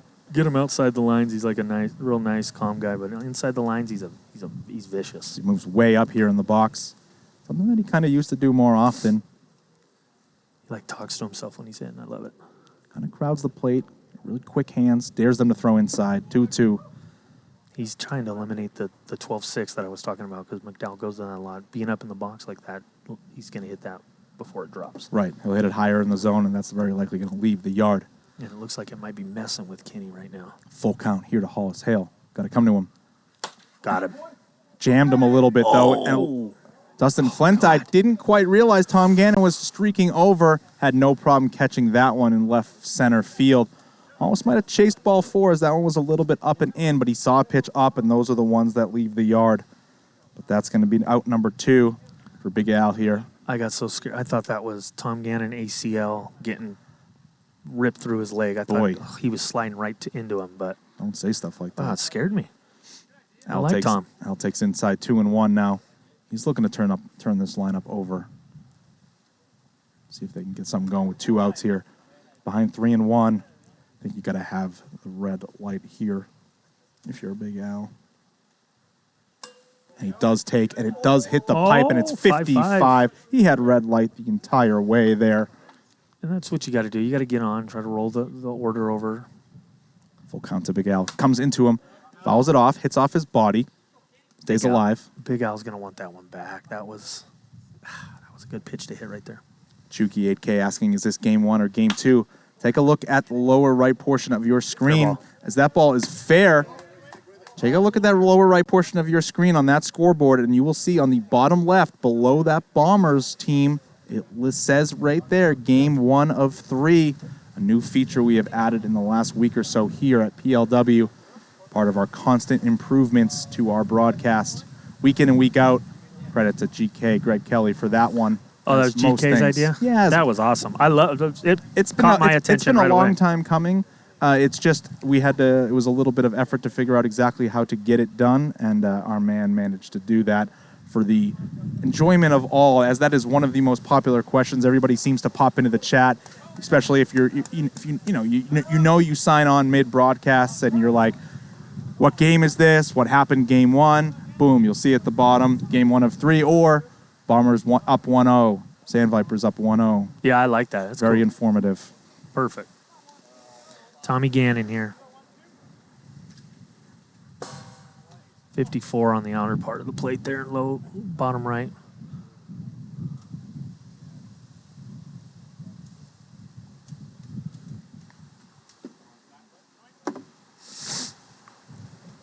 One, 2 to Tommy Gannon here. Mateo still in the game for the Bombers. Yeah, he's looking to keep this as a 4-run lead. Gives themselves a real chance as they have the top of their lineup coming up in the bottom of the 6th. If they can get out of this inning unscathed, they have a puncher's chance. Any more than 4 becomes a tall, tall task. As Tom Gannon takes that pitch and is going to work another full count here against Mateo Fernandez. I think he has one walk. Tom fouls that one off. He does have one walk already. Yeah, he walked Gannon. Tom with yet another walk here, back-to-back at-bats. And that's going to walk out Mateo Fernandez. And it's going to call upon Alex Fernandez, as we have an appearance from all three brothers in this game. Probably something they did not want to have to do. But here we are. TikTokers, if you're watching from that one camera angle on TikTok, we appreciate you. Come on over to Twitch and check out the full broadcast. Twitch.tv/Premier Wiffle. 3 camera angles. You can interact in the chat. You can bet your Wiffle points that you can use to buy things in our store, get free signed balls, discounts in the PLW merch store, things like that. Come on over, twitch.tv/Premier Wiffle and hang out. 438 viewers hanging out with us here Monday night, week 14. The push for the playoffs starts right now, Cody. Yep. And everybody I know in California, they started watching on TikTok. I get them over on Twitch, and they don't even think about TikTok anymore. It's way better. You got to get over here. I got the Hambright family. I got the Day sisters. All of them were on TikTok. They're over here on Twitch now, watching the broadcast, watching when I play. They love it. They watch every night. Love to hear it. Alex Fernandez, and I don't know if this was acknowledged or not, but Alex Fernandez crossed 400 career strikeouts pitching on Saturday night. Only Brandon Mayo and Taylor Briner have more. So Alex Fernandez, one of the original OG pitchers of this league, and been pitching at a high level since the very start of it all. Would you say Congratulations, Alex Fernandez, on 400 career case. From being in it so long, or is he like a strikeout guy? Because I kind of envisioned him more of a pitch to contact. I think the earlier seasons he was definitely more of a strikeout guy. Okay. As Roach fists that one off the hand and they fire it to Max at second, and he's not going to be able to turn that double play, but they do get the lead runner as Roach will be on the fielder's choice. If you want her on first, one out. Yeah, he was more of a strikeout pitcher as in the earlier seasons as his stuff was viewed as a little nastier. Now, he is more of a pitch, not necessarily pitch to contact, but he strikes out fewer guys and relies on his ironclad defense behind him. Yeah. That's why I was a luxury we'd all, love to enjoy. I think all pitchers are very happy when they have a very tough defense behind them. Because they know I'm trying to strike guys out, but if these guys put balls in play, I know plays are going to get made behind me and outs are going to get made that way. Makes it way better to pitch when you have that confidence in your defense. And, I mean, he's got his brothers behind him and some of his best friends. That's got to be real comfortable for him. That's going to be a walk to Hicks, and it's going to bring up Adam Tanek. 2 runners on, 1 out here. He's looking to really kind of put this game away with one big swing. Adam's just been on fire lately. Hard hit ball up the middle. Almost hits Roche at second base, but he does a great job getting out of the way. I don't think it did hit him. It looked like it went through his legs. I mean, if that hit him, it would have kind of gone way to side. If it hits the runner, he is out, but I didn't see it. I mean, that ball looked like it shot right up the middle to center field. It looked like he did a little bit of a dance and faded, hitting him. I don't know if there's going to be a replay. Yeah, I don't think there's going to be a replay that's clear enough to be able to overturn this, and 2, I don't believe that ball did hit Roche at second base. It looked like he did a nice little dance to properly avoid being hit by the ball. As you saw, if it were to hit him in the leg, you would have seen a large deflection.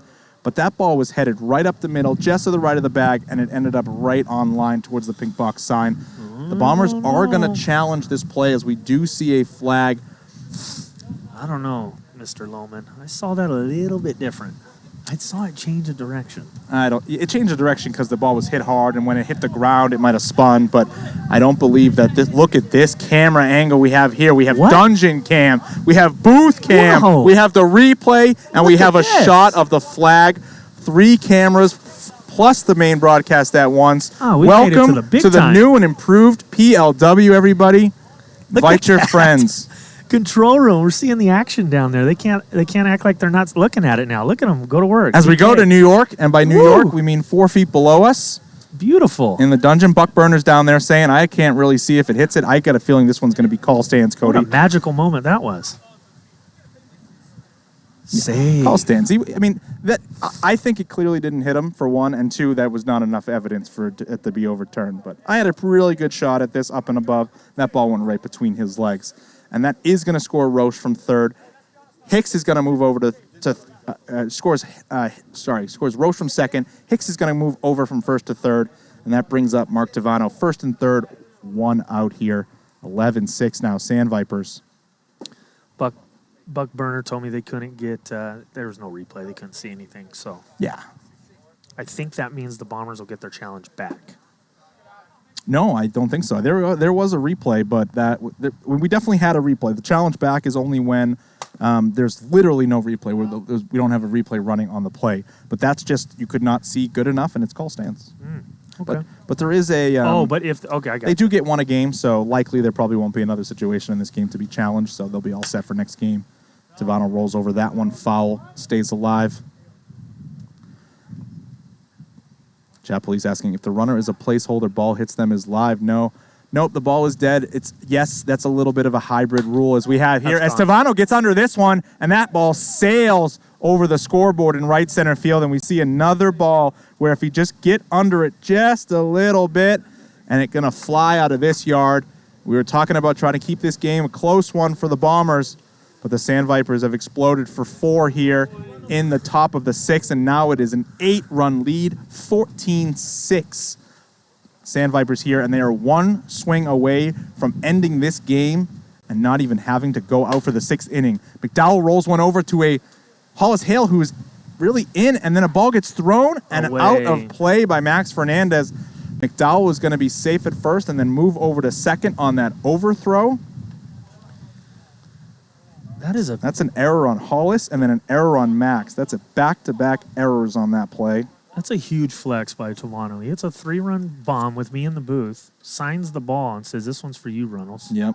He's letting you know I'm coming for that Rookie of the Year. I think I've given it. It's going to be a good battle. I think I've given it away. Look, it's 5 weeks left. It's 5 guys that really have a chance to win it.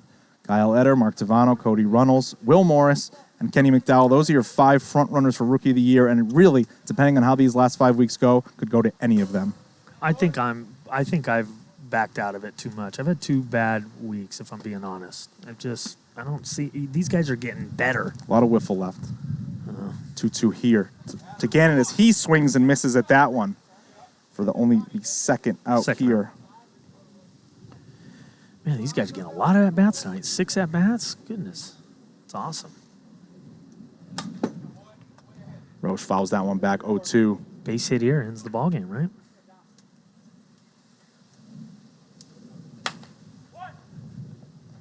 Alex scampers over. Boom. Floats that one to the backstop for the 3rd out. You were correct. A base hit there would have ended the ball game. But the Bombers are going to have their chance. Down 8, 1 inning to go, and they are facing Kenny McDowell as of now. You know what? An 80-1 horse won the Kentucky Derby this weekend. The Bombers can score 9 runs. I don't think I would make them 80-1 right now. No chance. With the fact that the Sandvipers don't have Tom Gannon to go to the hill right now, they're going to go to Donnie Roach, who, has very little experience so far pitching in PLW. Yes, he pitched in the majors as well as Josh Towers, and this, isn't as a representative in this league. But a couple of walks from Roach here, maybe, a hard hit ball, and then McDowell has to come in or Tanek has to come in, and those are pitch to contact guys. Tanek, one of the lower strikeout rates in the league. I think Tanek wants to try to avoid pitching tonight, just based on the fact that he's been so pitch to contact over the last season or so, where if he's like the last guy they want to have throwing tonight, because the ball could leave the yard in a hurry off his pitches. So it'll be interesting to see if the Bombers can remain patient, get a couple of guys on, maybe work some walks, put some scare in the Sandvipers here, and at least grab some momentum heading into game number 2. What kind of odds would you give me then, sir? Without Gannon, I think they got to go 10 runs to walk them off. 10 runs to walk it off. Well, to walk it off. Oh, no, 15. Because they're the home team, Well, they need 16. Well, 15, yeah. Because 15. they're just the home team, and it's the last inning. It would just So they would need 9. I think like 30-1 is realistic with these conditions without Tom. Yeah, I think 30-1. Ooh, 30-1? Wow. Look, I'm not just going to give it away here. I'm not. That's not enough for me to dig into my wallet. Well, I could tell you after the first pitch what the big odds are. If he pipes a fastball, it's 100-1. All right, it's 35-1. Okay, keep climbing. Let's get a little higher. See if Alex gets patient here and forces him to throw a strike. Roach is throwing only 46 miles an hour. They're really trying to kind of aim the ball into the strike zone. Misses there. This could easily be back-to-back walks, and they have to go back to either McDowell or Tannick. Roach, I love these ball players. The pros, that does grab the zone. Full count. They all do the same. They have like they do the same thing every time, no matter what. Like their repetition. They got a way. You just see that about them all. Look at same thing. Full count to Alex. He's going to roll that one over to Michael Dean at third base. Makes a good strong throw to the backstop. Under 4 seconds for the first out. Alex really got a cookie there on a full count. 45-mile-an-hour pitch right down the middle, but only was able to roll that one over to third. Yeah, he goes to right field with that. That's a bomb. As you see, I think that one hit the ground. Tavano does a good job finishing the play either way and throws out Mateo Fernandez for the second out in the inning. The Bombers are down to their last out here in the bottom of the sixth. Looks like 35-1 didn't come through. I mean, it's obvious that Don Roach was just pitching to contact and say, look, we're up 8 runs. You can go ahead and try to get all 8 back with one swing. I think Bauer might hit one 375 feet right now. I mean, he should be trying to take a walk for sure. Oh. 1-1 to Bauer. Oh, Roach gets first 2 outs, gets a little more confident on the mound, starts doing took the point about me doing the same thing every time and threw it right out the window. Oh, you can't do that. Trevor chases away. 2-2. Bombers are down to their possible final strike here in game number 1. Trevor rolls over that one. Back to Michael Dean, who's been busy this game. Throws to the backstop for the third and final out of game number 1. And the Sandvipers make a statement yet again. Win this one 14-6 on the back of a whole bunch of home runs. You know, Max had retired the first 6, including 5 consecutive Ks. But starting from the third inning on, this one really kind of got out of hand. Tannick hit a home run. Hicks hit a home run. Tannick hit a home run. McDowell hit a home run. Roche hit a home run. And then another home run from Tavano.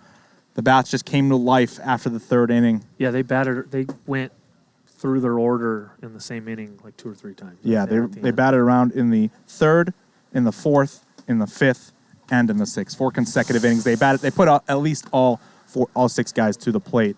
We'll see if anything can change here for the Bombers, as looks like Alex Fernandez will take the hill in game number 2. We'll see who's taking the hill for the Sandvipers when we come back. Stick with us.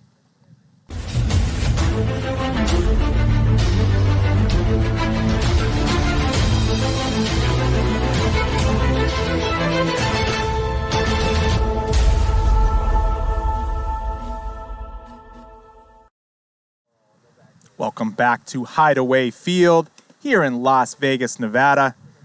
About to watch game number 2 between the Sandvipers and the Bombers. The Bombers now losers of 7 straight and are starting to slip down in the standings. 19-21 now overall. The Sandvipers improved to 22-18 as we do see Alex Fernandez take the hill here against Justin Hicks.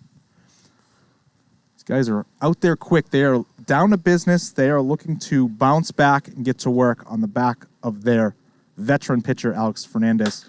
And he's greeted by Justin Hicks, who lines one directly at brother Mateo Fernandez in left field, but does a good job snagging that one out of the air for the first out here. Yeah, great start. Hit the ball hard, but right to his brother out there in left field. And just got to keep him in the yard. Keep him in the yard, and you got a chance. Bombers are a prideful team. They got a lot of good guys, and they're not going to just roll over these next 2 games. They're going to come out fighting this game, I think. I do agree. Tannick's going to roll that one over right back to Fernandez. He's going to get 2 quick outs here. Huge for all you Bombers bettors, taking that plus 3.5, 115,000 on the Sandvipers so far, 157,000 on the Bombers. Get those bets in. They'll be closing some point soon. You know the drill. If I could do money line and get like extra odds, I would take Bombers money line this game. I think Bombers don't need the points. They're going to get it going. You heard it here first, folks. Cody Runnels calling Bombers outright victory in this game. I want a rubber match is more than anything, too. It's always fun when it's a rubber match. Tavano gets under this one. That's drifting towards right center field, but Jake Shirley under that one. And a quick 1-2-3 first inning go, the Sandvipers. But that was the story last game, Cody. The first 6 guys came to the plate against the Bombers, and all 6 were retired, and they still managed to put up 14 runs. Yeah, they like I said, when the Vipers, they get going, they just get stronger as the game gets going. They make adjustments constantly. You can see they're almost ran like a pro team. They're not guys going out there for their numbers. Like, they're doing their thing to win. 100%, as we do see Adam Tanek take the hill here in game number 2. Good to see the big right-handed throwing Adam Tanek out there on the mound. Will be interesting to see how he decides to work his innings here. Last week, as you said, we saw him face the minimum 3 batters, and he immediately pulled himself out of the game. I think we're just going to it's going to be a wait-and-see approach. If he thinks he's got it and he's, feels comfortable after these first number of batters of the first inning, you'll likely see him back out there, as Tom Gannon did use up 4 innings in game number 1. So likely to see more than just that 3-batter minimum from Adam Tanek here. Yeah, it was weird. I didn't understand, because when he pitched against us, I think he might have got, I think the day when, I forget what it was, but the way he pitched to me, it wasn't like I felt like he was intentionally walking me because it was me. It was like, I'm throwing him off the plate just to get out of the game. It was a weird thing, like it was planned, Alex Fernandez rolls that one back to Tanek, and he's got 1 pitch, 1 out here. A good way to get his outing started in game number 2. 20 total runs scored in the first game. If I set the over-under at 19.5, Cody, what are you taking, over or under this game? 19.5, As over. Mateo gets under that one and drives it deep to center field, and he stays hot with a solo shot here in the bottom of the first. And the Bombers punch first again and take a 1-0 lead. Mateo's 3rd home run of the night. Bombers, Sandvipers, winds blowing out, over 19.5 all day. You heard it here first, folks. Over 19.5, says Cody Runnels, as Big Al carefully picks up that Bombers bomb. Mateo is going to have a big night, maybe early player of the week if he keeps launching them out. Mateo had 4 or 5 home runs Saturday night, overshadowed only by Ryan Chen's impressive 7 home run performance. And now he's got 3 through 6+ innings so far, as Trevor Bauer rips a single between the left side, and Tom Gannon nonchalants that one in left field and costs an extra base for Adam Tanek on the mound. That's a single and an error. Get fooled. I don't know, but either way, he didn't do a great job of getting in front of that and knocking it down. Single and an error for sure. Ain't that the truth? There's been some good performances last. How about my guy Bak Bana? 7. I was here for that live. Felt like I was watching Roy Hobbs. Yeah, that was a great series to call. I had a blast up here in the booth calling all 7 home runs from Buck Burner as the Warbirds swept the Ones last week in a huge series for them. It was like a Disney movie, and he was the main character just putting on a show. It was awesome. That big sweep of the Ones, all coming without Jim Dodos, who will be returning to the lineup this week. Dodos was having a good time. He said he almost canceled his meeting to fly out and party with the boys. Max Fernandez gets under that one, pops it up to Michael Dean at 3rd base for out number 2. All's Hale, sitting on 49 career home runs, needs 1 more to join that 50 home run club. 6 players with 50+ in PLW history. It's coming this game. Reiner, Tanek, Chen, Weber, Couts, Gannon, the who's who of PLW. And he rips a single to left field. Gannon knocks that one down in front of the wall, but it's going to be an RBI single for Hollis Haley. Does the job. And that extra base given up by Tom Gannon on that error cost the Sandvipers a run there. It's 2-0.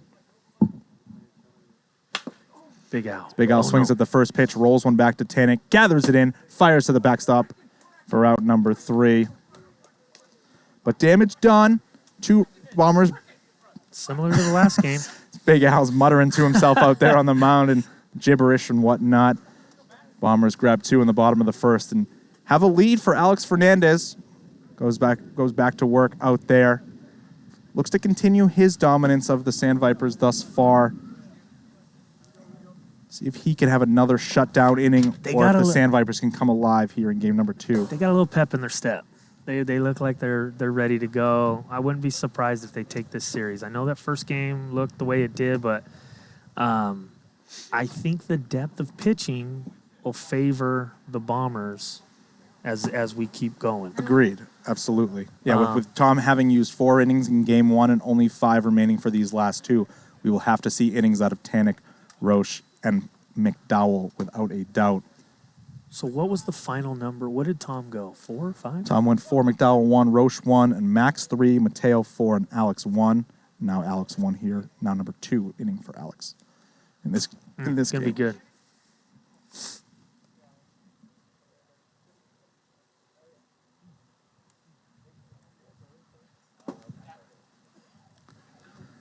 McDowell gets ahead 2-1 against Alex.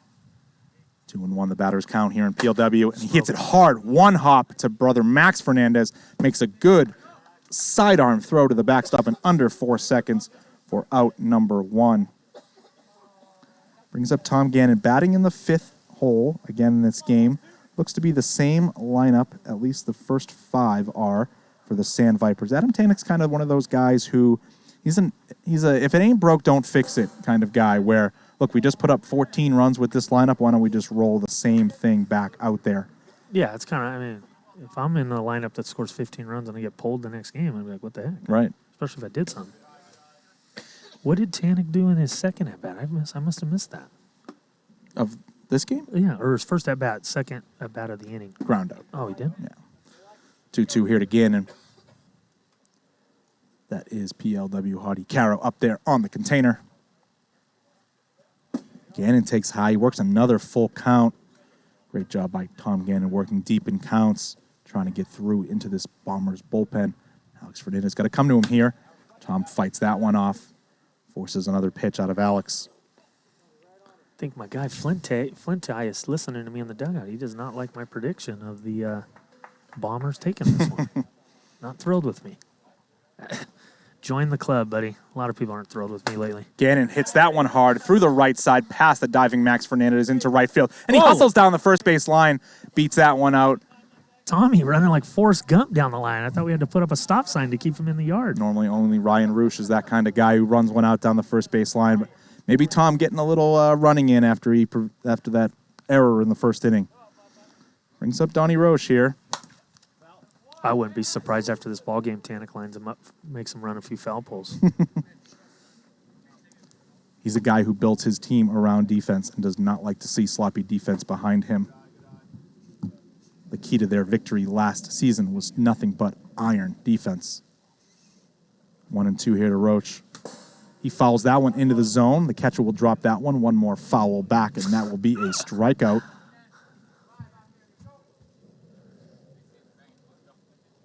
Alex looks focused up there, dialed in. Let's go. 2-2 now to Roche. 464 viewers hanging out with us tonight on Twitch.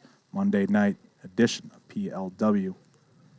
Roche rolls one over. Hollis Hale cuts it off, flips it over to Trevor Bauer, tries to turn 2, fires it straight to the PLW logo, and that's a double play as umpire Taylor Briner punches him out there.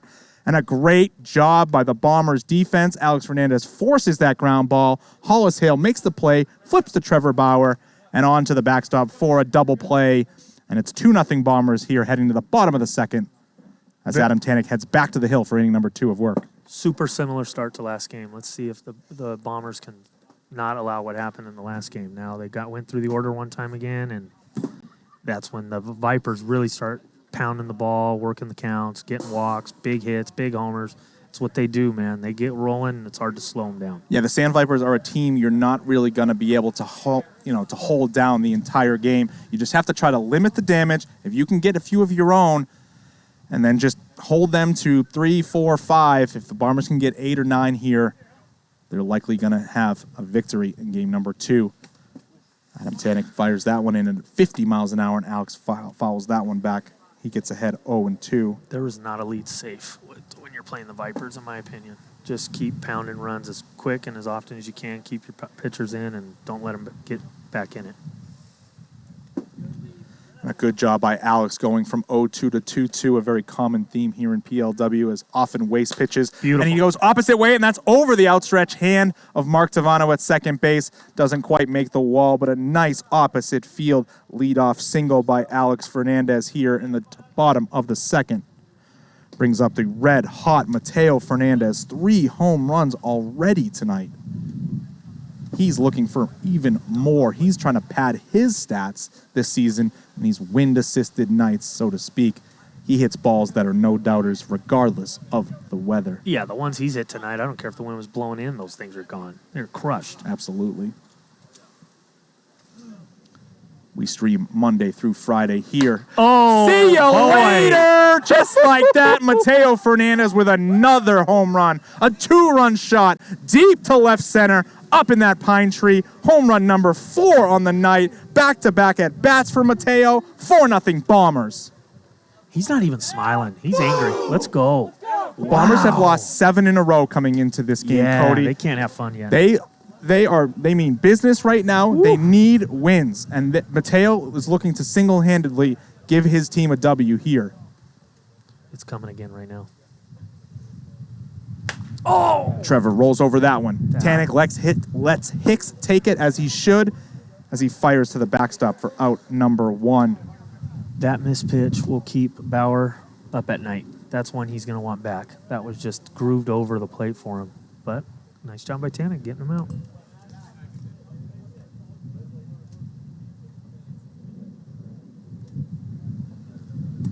Tanek, very pitch to contact pitcher lately. It's interesting. He's maybe, I don't know if he's trying to experiment with a few different things, but he looks like a different pitcher as he has in years past. He used to kind of rely more on dropping sidearm and throwing hot.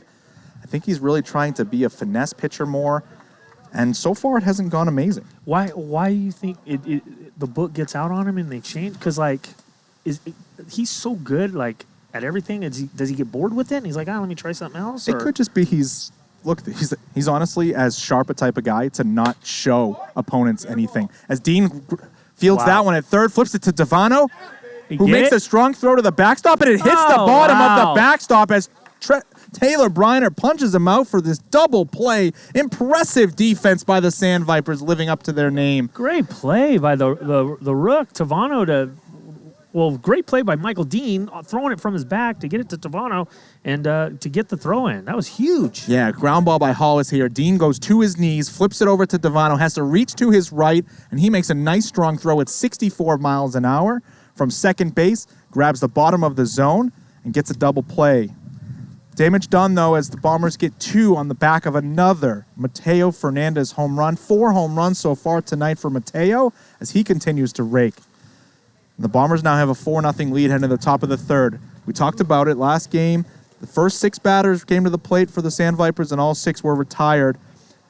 And we'll see if the same kind of theme happens here, or if Alex can keep this team at bay. I got to block the chat. These guys got me laughing at some of the things they say. Justin Hicks looking to be a leadoff batter here. Get on one way or another. He swings and hits that one dead to center, and that clears our center field camera. A solo shot by Justin Hicks here in the top of the third. Is that his second? Second of the night by Hicks. He told me 7. 31 career now for Justin Hicks. Just an amazing all-around hitter. He told me he was doing 7 of them. He's going to have a hell of a night if he gets 5 more in what's already happened. Yeah, the Sandvipers are looking to have a great night top to bottom. No matter who's going to do it, they're looking to get 3 wins tonight, as they always are. Tanek stares at that one that hits the pipe, but it's 56 miles an hour.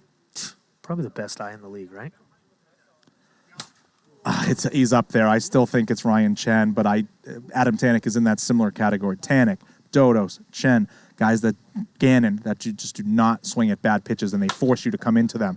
As Tanek gets under that one, he pops it up to Alex Fernandez, who handles it for the first out in the third. Chen walks a lot, too. He's got a good eye. Yeah. He's a guy who, there's certain guys that don't really like to walk. Like, Dodos doesn't really like to walk, and Briner doesn't really like to walk either. Taylor's got a really good eye as well. Taylor's just up there swinging. Yeah.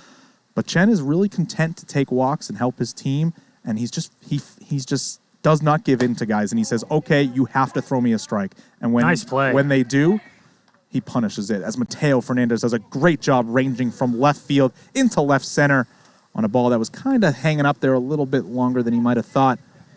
Makes a nice catch for out number 2. Also you, schmoops. I'm not in their category quite yet. I appreciate you, though. But as McDowell pops up, that one to Alex Fernandez for the final out in inning number 3. No, Sandvipers we were get talking one, about though. walks, and your wife said, you too, schmoops. So I was just... Yeah, I have some walks, but I don't swing as often as those guys. Sometimes I just pray to walk. But Tanik's going to go back out there on the hill. I think he's recognizing the fact that they're going to need him to work some innings tonight. Get out of there, And Buck. he's going to have to get outs one way or another out of somebody that's not Tom Gannon. And he's kind of, he's going to put some faith in himself and also give himself an opportunity to get some work. And I think it's a good decision to have Adam Tanik back out there. He might give himself a short leash here, but they're going to need him, and this is a big inning because it's going to go Alex Fernandez, two guys. I mean, Al could go yard, but if he chases pitches, you can get him out. You need nobody on base right now when Mateo comes up because Mateo's going yard. I think you might be right. The way he's swinging it, you might be right. Oh, that was a cool pitch. That's a foul ball down the third base line. Yeah, that was a bit of like a What was that? sidewinder spinner. It looked like it was like shaking like a knuckleball, but spin. That was weird. Huh.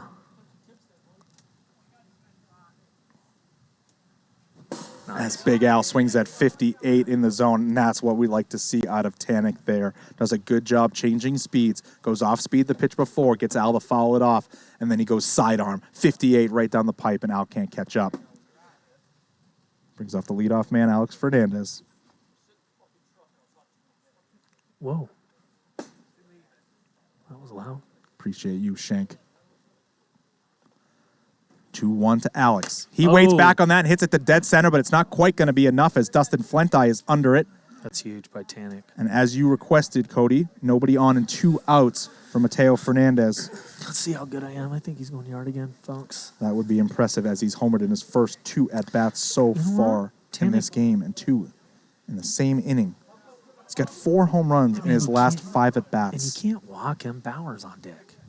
No, he's going right after him here and force him to put the ball in play and trust his defense as always.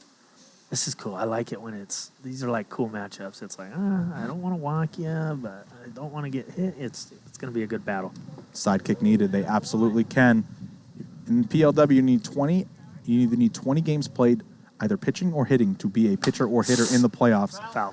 But if you just play defense, you can just play defense in the playoffs / relegation as well. So maybe guys like Mateo signaling to his dugout that he's throwing a knuckleball. Gone. Swing and a drive deep to left, and Mateo Fernandez, another home run. His 3rd consecutive at-bat in this game with a home run. That's 5 home runs in his last 6 at-bats.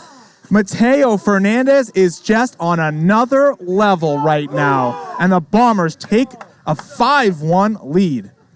I'm sorry. Incredible. He is just in a zone.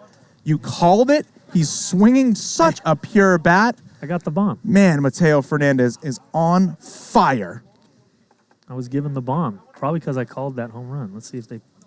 There it is. The Bombers' bomb is now up here. Thank God it's not going off. No, yeah. This thing is on fire right now. That looks like a Batman 66 bomb. As Trevor Bauer gets ahead of that one as Adam Tanik takes some off of it. I mean, chat, I'm here all the time. I see these things coming sometimes. I see these games. Trench does it all the time up here. He calls home runs left and right. When he says you just watch enough wiffle ball, you just feel these things coming. Yeah, he calls them all the time. It's funny. Bauer looking to get a pitch in the zone here with a 2-2 count. Going to look to do some damage as well. Got that pitch slightly up, but it was away. Fouls it off, though, and gives another opportunity as J-Lo I'm going to hold on to this bomb. slams 5 gift subs into the chat. We appreciate you, J-Lo. I want to be part of the next celebration that they hit. Oh, what a play! Line drive shot right at Justin Hick. Picks it up with his right hand, drops it over into his left, takes this hit away from Trevor Bauer. Boom, that ball wasn't a foot or so off the ground. Hicks goes down to his knees and makes a great play for the 3rd out. but not before. So that's why they don't want him pitching. He makes plays like that. Yeah, the defense gets considerably Oh, worse man. when you take Justin Hicks off the field. He makes plays like that look so easy. 87 miles an hour off the bat, a foot off the ground, and No one problem hand, no for big that deal. guy. Yep, perennial Gold That Glover was for years to awesome. come, without a doubt. Justin Hicks, one of the reasons the Sandvipers are the defending champions here. He's in solid, PLW. dude.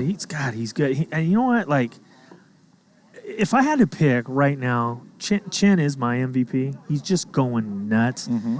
And I know Hicks doesn't pitch, but the defense and hitting he does, he's got to be mentioned. But Of course, I yeah. know it's you got to pitch to do more of this. But Well, there are three facets to the game. Yeah. So, yeah, I mean, not just you have to pitch, you have to do everything. You have to he's- be the most valuable guy there is. yeah, I get that. And you It's saw just what like- happened without Ryan Chen last year, that the team was in the relegation tournament. Now this Oh, were year, they're they? the team to beat as well. It's Tom Gannon swings and misses that 53-mile-an-hour pitch right down the middle. Not sure how he missed that one. As Alex Fernandez works ahead 0-2 here. Sandvipers were minus 3.5 in this game, but now the Bombers are showing that maybe they should have been favored, as Gannon uncharacteristically waves at that one. As Alex Fernandez continues to work here. The only blemish so far in his record this game is that solo shot given up to Justin Hicks last inning. Ronnie Roche gets under this one, floats it back behind second Oh, base. no, Trevor here it Bauer goes off his hand, kind of gets almost run into by Max Fernandez there. Got to be a little careful, Trevor, out there with his busted left knee. Uh-oh. Kind of a scary play. It's going to go down as an error. Max for got hit sure. where any man does not want to get hit. That's not good. Ooh. Trevor kind of give him a little cup Box check out? on the way by. Oh, they're talking about it. They're laughing. They're laughing, though. So everything's... Oh! As Hicks ropes one to first, and Mateo Fernandez goes down to his knees too early. That one's going to hit the wall. I think Mateo got a finger on that, though, as it's going to be a dirty double. And nope, he did not, as Donnie Roche will come around to score. It's going to be a clean double by Justin Hicks. Another RBI for Hicks. The And the Wiffle gods Sandvipers of are coming woke back here. a little bit, 5-2 here. Brings up Adam Tannick with a chance to cut this deficit down even lower as he goes opposite field. That's going to one-hop the wall, and that's a RBI double by Tannick. Hicks and Tannick back-to-back doubles on back-to-back pitches. And it's 5-3 now. So, yeah, the air, they would have been 2 outs. Now they would have, it's cost them 1 run so far, and they're still only have 1 out. And you just maybe you approach Hicks in a different way. It's not just that you can't just assume the next two batters do the same thing. Tavano gets under this one. It's high and it's gone. It barely gets out over the container, but it doesn't matter how much it gets out by. It's still a home run. And now it's 5-5. Just like that. My goodness. Gannon struck out to lead off the inning, and Roche pops it out to second base, and we thought there might be nobody on and 2 out. But an error, a double, and a bomb, and we have a tie game, Cody. Wow. That was you know what? I was going to say nice things about Tavano, but he just stiffed me a signed ball, so I'm going to say that was wind-aided, and he's lucky it got out. Just kidding. Tavano's my buddy. He'll take it. Tavano adding to his Rookie of the Year resume with He's another having such a home great run. year. He's having such a great year, and he if the head-to-head battle, he took it to me on Friday. He hit home runs. He struck me out with bases loaded. Took part of my soul died Friday night. Will be a fun race the rest of the way, sweating who will win that Rookie of the Year. We'll join the likes of Andrew Leday, Tanner Roundy. Season 1. I don't believe there was no Rookie of the Year season 1 since everybody was rookies. Yeah. So who won MVP? Briner? Taylor has won MVP all 3 seasons. So Briner was the MVP. And The rookie. Cy Young winners are James Stein, Taylor Briner, and Ryan Chen. Okay. And we've added most improved player. Last year's winner was Mateo Fernandez. Oh. So this is okay. Wow. And then there's been Gold Gloves every season. And we also added Manager of the Year in season 2, I believe. Who won that?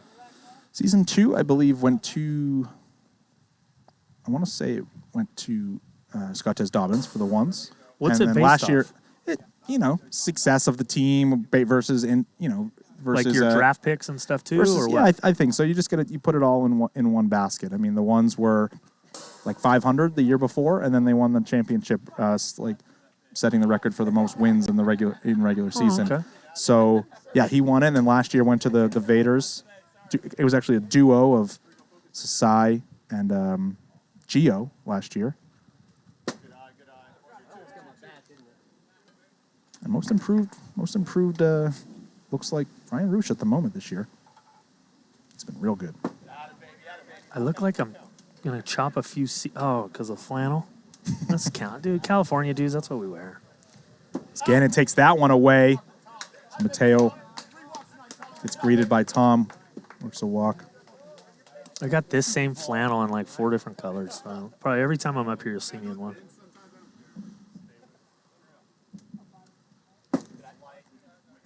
Roche started this whole damage this inning with that little flare over to Trevor Bauer at second that Trevor couldn't handle. But he hits that one hard. Alex gets a hand on it, goes over and steps on second. Alex. Fantastic play by Alex Fernandez at short, taking away a sure base hit, if not a double in the gap by Donnie Roach, and steps on second for the third out.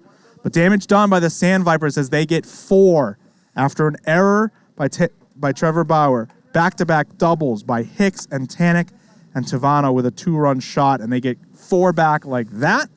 And we have a whole new ball game, 5-5. We talked about the beginning of this game. You can only hold the Sandvipers down for so long. You just have to limit the damage, and you really just don't want to give them extra outs. Every time you make a mistake, they make you pay. Every single time, it seems like. As we take a look at the standings, as you see the Ones and the Vaders tied for the top, the Sandvipers now break that tie with the Snappers and move to 22 and 18. The Legends are in 5th place. The Bombers slide down to 19 and 21, a half game in front of those Cajuns. The Night Owls right behind them. The Warbirds coming off that sweep of the Ones have won 3 in a row. They're not dead yet. The Lightning in the back, losers of 8 straight. A couple of big trades this week. Lightning looking like they're likely in the relegation tournament, but you never know. And every team is still mathematically alive for the playoffs. Any team can get hot in this league. Yes, we see gaps in the standings from top to bottom, but the parity in this league is a real thing. Teams at the bottom can beat the teams at the top on any given night. The Warbirds the other night looked so good. I didn't realize Mayo he is a really good hitter. The last few weeks, he's been pounding the ball. And getting that bat and his pitching, the Warbirds, they're kind of scary right now. As much as we talk about Mayo's pitching, he's also known for his being a great hitter. He's really one of the, you could really argue that he could possibly be on the Mount Rushmore of PLW. Yeah, I knew he was a pitcher, but what I've seen hitting lately, I'm like, whoa. Oh, boy. Max Fernandez retakes the lead for the Bombers with an absolute moonshot deep over the left field container. One big swing from Max as Tom Gannon gives him a high five as he rounds the bases, saying, "Nice swing, kid." Bombers retake the lead 6-5 here. That ball was out of here in an absolute hurry, Cody.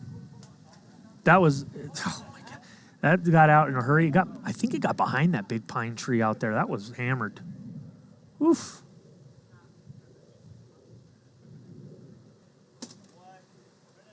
Oh, Tommy Gannon. Yeah, it was interesting to see. Tanik went through 3 and he'd given up those 5 runs. We hadn't really talked about it yet, but now Tom back in this game when it became a 5-5 game.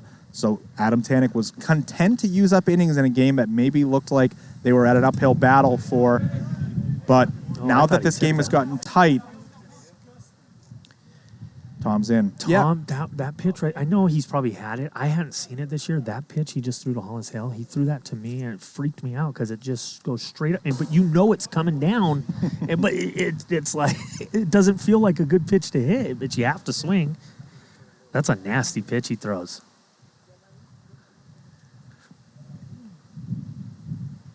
Big Al here. Oh, he gets one off the end of the bat. Kind of in no man's land, but Dustin Flentai does a good job running in from deep center field to make that play as 3 Sandvipers were crashing in all in the same spot. Al just missed that one. It was just a little too far outside for him in order to get full power and extension on that. Yeah, just missed it a little bit. Felt like that's what he was looking for, but he just missed it. God. Back to the top of the order here as Alex is 1 for 3 this game with a single. This wind is whipping again. My goodness. The wind definitely has picked up here in game number 2. Not really subsided so far tonight. Duck Tartan says, "I want to know where all these home run balls land."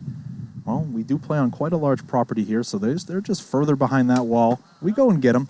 That one max hit might be on the strip. Sometimes you go walking around picking up balls back there, and there's one a ridiculously far point away. As Alex solid line drives right at Dustin Flentai in center field in front of that Tarantino's banner. He wrangles that one in. Oh, man, this is good. This is a good game. Yeah, good game here as the Bombers get one back. Max Fernandez launched a solo shot over the container in left field. We have a close battle here. Alex Fernandez pulled himself out of the game after that home run by Tavano, quickly got off the mound and let Max come back in the game. And Max is going to go back out there and see if he can keep the Sandvipers offense at bay.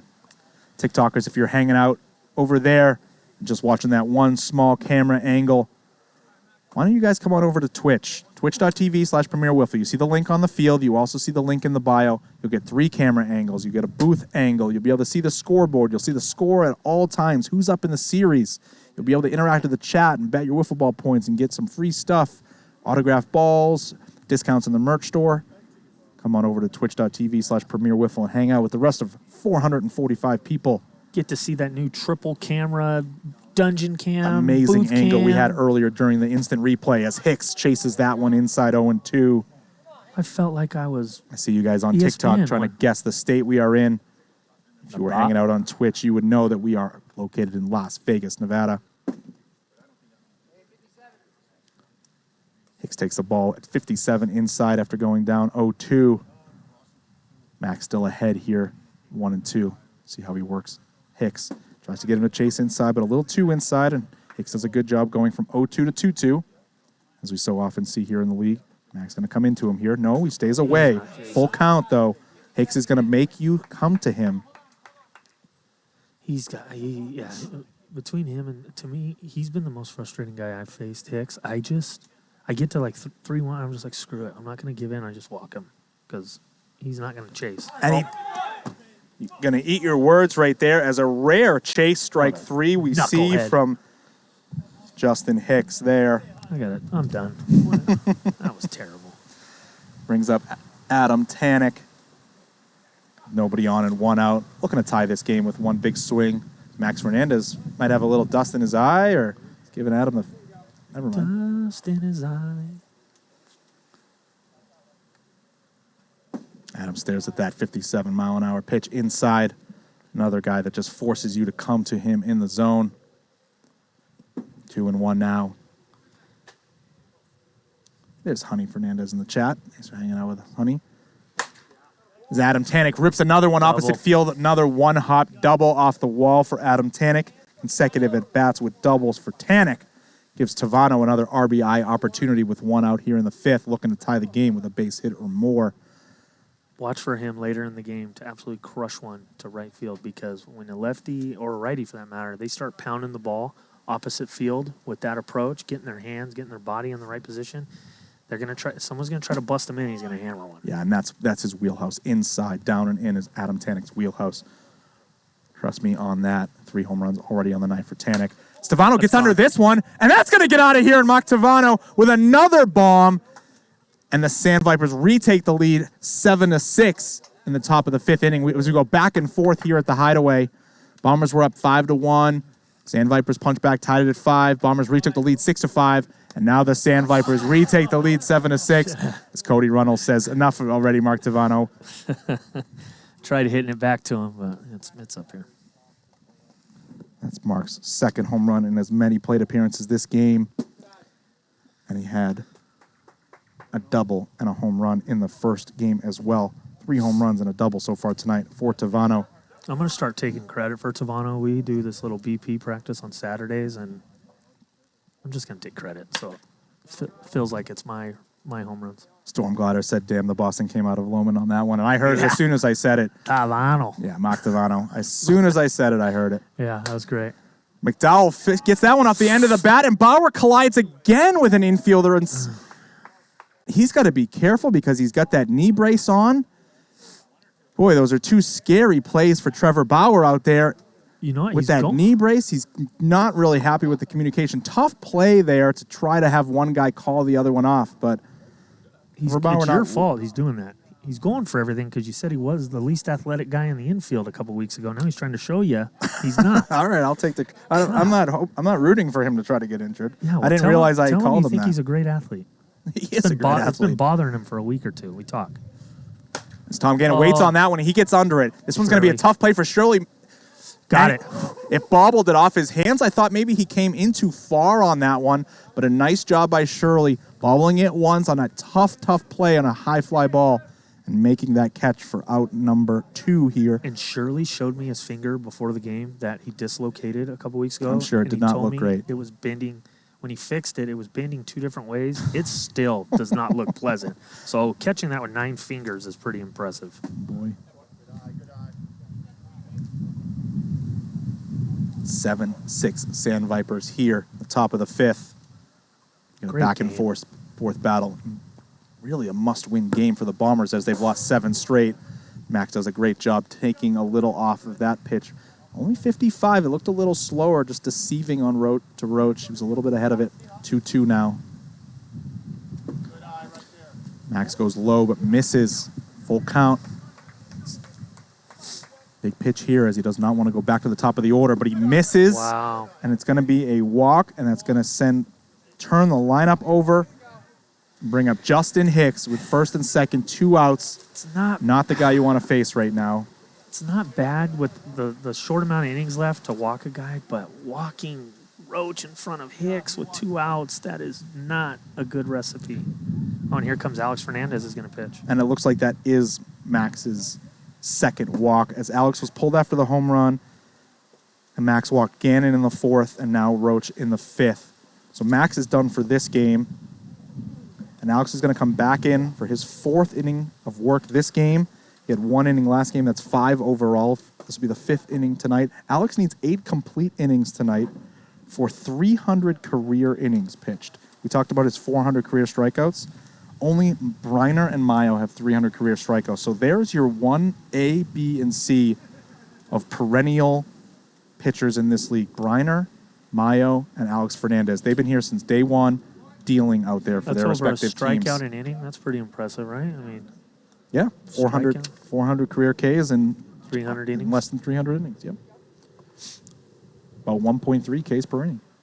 I like Alex. Alex is such a good guy. As he throws 59 lower part of the zone. That's too hot though. Hicks is behind 1 and 2 now. Alex tries to go hot again low, but Hicks is not chasing there. 2 and 2. Hicks done a great job tonight when he falls behind 0 and 2 to get back to even. Now get a pitch he can hit. Still not getting one, and it goes full again to Hicks. This is what he does. This is fundamental wiffle here. Fall behind 0-2, get back to full, get a pitch in the zone, and drive it. But he does not come to him. And as much as he didn't want to face Hicks, now the bases are loaded for the powerful left-handed Adam Tanek. Back-to-back doubles in his last 2 at-bats. A double in Game 1 and 2 bombs in Game 1. Tanek looking to do damage as he stares at that one up and away for ball 1. Alex Fernandez has to come to him in this at-bat. And he does, and Tanek rolls it over. Off Bauer's hand, back to Fernandez, flips it to the plate, and they get out of the jam. An absolutely huge play by the Bombers defense there to thwart disaster. What looked like a hard-hit ball through the hole, and that was going to score 2. Turns out to be the last out of the inning, and the Bombers give themselves a chance to go tie this game up. What an athletic clutch play by Trevor Bauer. One of the best athletes on the field, top 6 athlete on the field for the Bombers. Yes, sir. Trevor Bauer. We got a great one here in game number 2. Sandvipers rolled in game number 1, 14-6, but we're 7-6 here in game number 2. Tom Gannon back to the hill, trying to give his team a win here. We'll see if the Bombers can do some damage against the tough Tom Gannon. This is going to be probably my favorite moment of Game 2. We got Tom Gannon, potential Cy Young, definitely one of the best pitchers in the history of PLW versus the hottest hitter of the night right now, Mateo. Let's one-on-one, one-run game. This is what you watch PLW for, is matchups like this. This is going to be awesome. 100% huge matchup right here as we have Gannon versus Mateo. with Mateo having homered in his last 3 at-bats, including 5 out of his last 6 at-bats. Something that may have been, I don't think has ever been done. Oh, Tom has 4 home runs, and Tom Gannon 4 home runs in one game. The only man to ever do it in PLW, but 5 home runs and 6 at-bats, I don't think that's ever been done. It's like Mark Witten stuff when he hit a bunch of home runs in a row. And Gannon trying to work low against Mateo. You're likely going to see more low pitches this at bat. If he misses up, Mateo is going to drive it and get this ball out of the yard yet again. And he goes up. Oh, Mateo could not wait back on it. His eyes must have lit up there. Amazing that Tom Gannon risked that pitch there on 1 and 2. Tom's going to kind of... That was the finger one. And he gives him the finger change. Tom's going to know he wants to go yard, and I think Tom's going to nibble and a lot of off speed and like try to get him to chase right here. Mateo's content to hit a hard hit ball the other way, though. That's just how pure of a Great hitter eye. he is. Oh, my God, a pitch up and in. That's what you want to go yard, and he laid off it. That's beautiful. He is locked in right now. Flinteye playing him slightly to pull in center field. There's plenty of room to the right side that Mateo's always looking to go to as well. Mateo with a fantastic at-bat as we work back from 0-2 to 3-2, and we have a go pitch now. Full count. Gannon coming in to Mateo Fernandez. And he misses low and walks Mateo. Fantastic at plate appearance by Mateo to lead off the 5th inning. Not selfish at all there. Knows they're down by 1 run. Could easily have just been chasing that 4th home run, but just works his way back from 0-2 to a leadoff walk and gives Trevor Bauer a chance to do some damage. That was such a cool... That was, for a walk, that was a very intense, exciting at-bat. That was great. Absolutely. Every pitch was huge there. And Tom misses the first 2 to Trevor Bauer. We'll see if Trevor has a little patience here on 2 and 1. If he sees a pitch in the zone, he's going to jump on it. This is his go pitch right here. He's going for it. Trevor gets it at 49, just a little bit ahead of it. Didn't realize how slow that pitch was. That's that pitch Storm I'm Glider talking saying about. possibly an intentional walk. I don't think so. Tom's not that type of guy to avoid. Yes, he's hit 3 home runs in a row, but this is a 1-run game. You don't want to put the tying run on base. Yeah, Trevor gets under this one. It's a high pop-up. Tannick. No, it's Hicks. Excuse me. Hicks from shortstop behind second base makes a great catch. Yeah, I was going to ask you that actually on that 3-2 pitch. It looked like it just got stuck on his finger. I don't think he spiked it to just put him on. I don't think, but yeah, if he's trying to do that finger change, it could easily have just gotten stuck on the ball. As Max turns on that one, but it's a line drive right at Roche in left field for out number 2. Somebody's got to do something in this Bombers lineup other than Mateo right now, and I think this might be Hollis Hale. What's he at? Almost Hollis 30? Hale sitting on 49 career home runs. Needs 1 more to join that elite 50 home run club. Wow. The guy who he is facing is a member of that club. Tom Gannon gets ahead 0-2 here. See if Hollis can protect with 2 strikes. Good eye. Does a good job staring at that 55-mile-an-hour pitch out of the zone.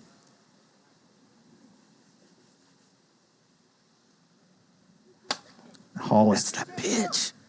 Rolls So over that one to frustrating. Tom. Doesn't stay under that one. Rolls it over to Tom. Flips it to Hicks for the force out at second. And that leadoff walk goes thwarted. Fantastic at bat by Mateo to give themselves a chance with a runner on first and nobody out.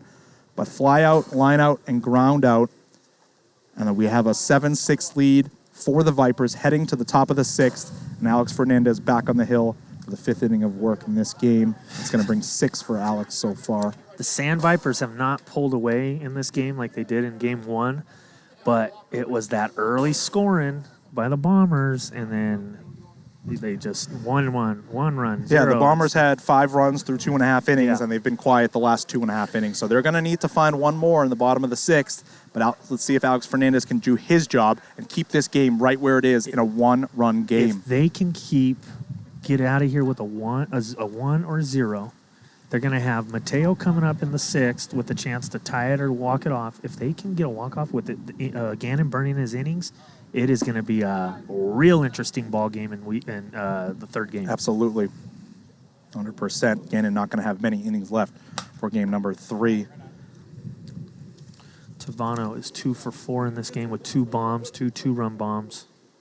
Home run and a double in game number 1. 3 home runs from Tavano tonight. Seems like he just hits 3 home runs every series. Just 3, 3, 3, 3. Powerful man up there. 2-2 pitch. Another full count here tonight. I think he cheats. Just kidding. Tavano's my buddy.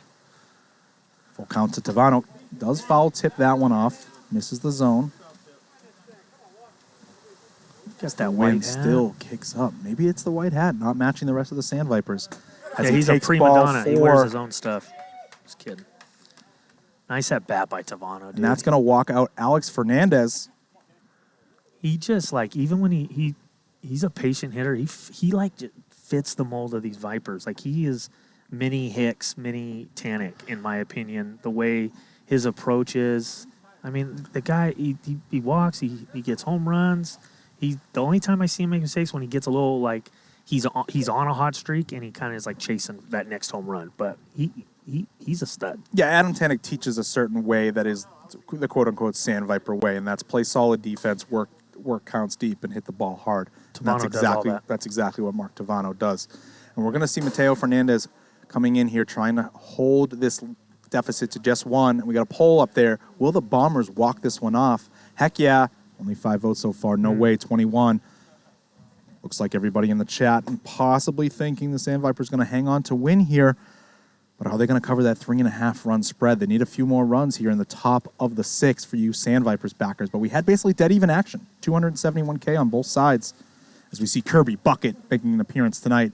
Almost 500 viewers joining us here. Monday night PLW action. Sandvipers, Bombers. 2 teams likely destined for the playoffs. But the Bombers struggling a bit of late, having lost 7 in a row. And now have these 3 games tonight and the next 3 against this tough defending champion Sandvipers team. There's a small chance they lose a lot of games coming up, but they're going to have to dig deep. This is a big game for the Bombers. They can snap that win streak, and without Gannon game 3, or without Gannon for much game 3, they could try to steal this series. Yeah, this is huge for the Bombers. They need to get out of this and pull this one out. Would be huge for the team morale. It's a big game for their season. It's an underrated game likely for their season right now on the 7-game slide. Breaks them out of that and has them a chance to steal this series. Big game for the Bombers. McDowell gets under that one, fouls it away. 2-2 still. Zenasai Genius saying, hope the Vipers win. Just hoping for a good game. So do the Vipers. So do the Vipers, absolutely. Yep. Vipers hope they win. They're gonna say something to me if they do too. I know it. We work another full count here. McDowell against Mateo. A lot of full counts here so far tonight. McDowell goes after that one, kind of pancakes it up the middle as well. That's going to be a left side single. Tavano's going to move up to second. We have first and second. Nobody out for Tom Gannon. One of the best 5-hole hitters in the league. Back-to-back singles for McDowell after starting 0-3 this game. And yeah, maybe maybe the best 5 hitter in the game. Tom Gannon coming to the plate. Hollisale on the other side, trying to have something to say about it. He's a little quiet tonight, but I don't expect not to hear from him the rest of the way this evening. You think he knows he's 1 away from 50? Is he a stat guy? Does I he think know so. Stats? Hollis does have a double this game, which does extend his hitting streak to a league-leading 17 games. Oh, yeah. One more will get him to 18, which is halfway to the all-time record of 36 held by our first base umpire tonight, Taylor Briner. Briner's a stud. 2-2 to Gannon. Sandvipers doing a great job working deep in counts here, fouling that one off. Will the Bombers walk it off? 52 to 24 votes right now. No way, says the chat.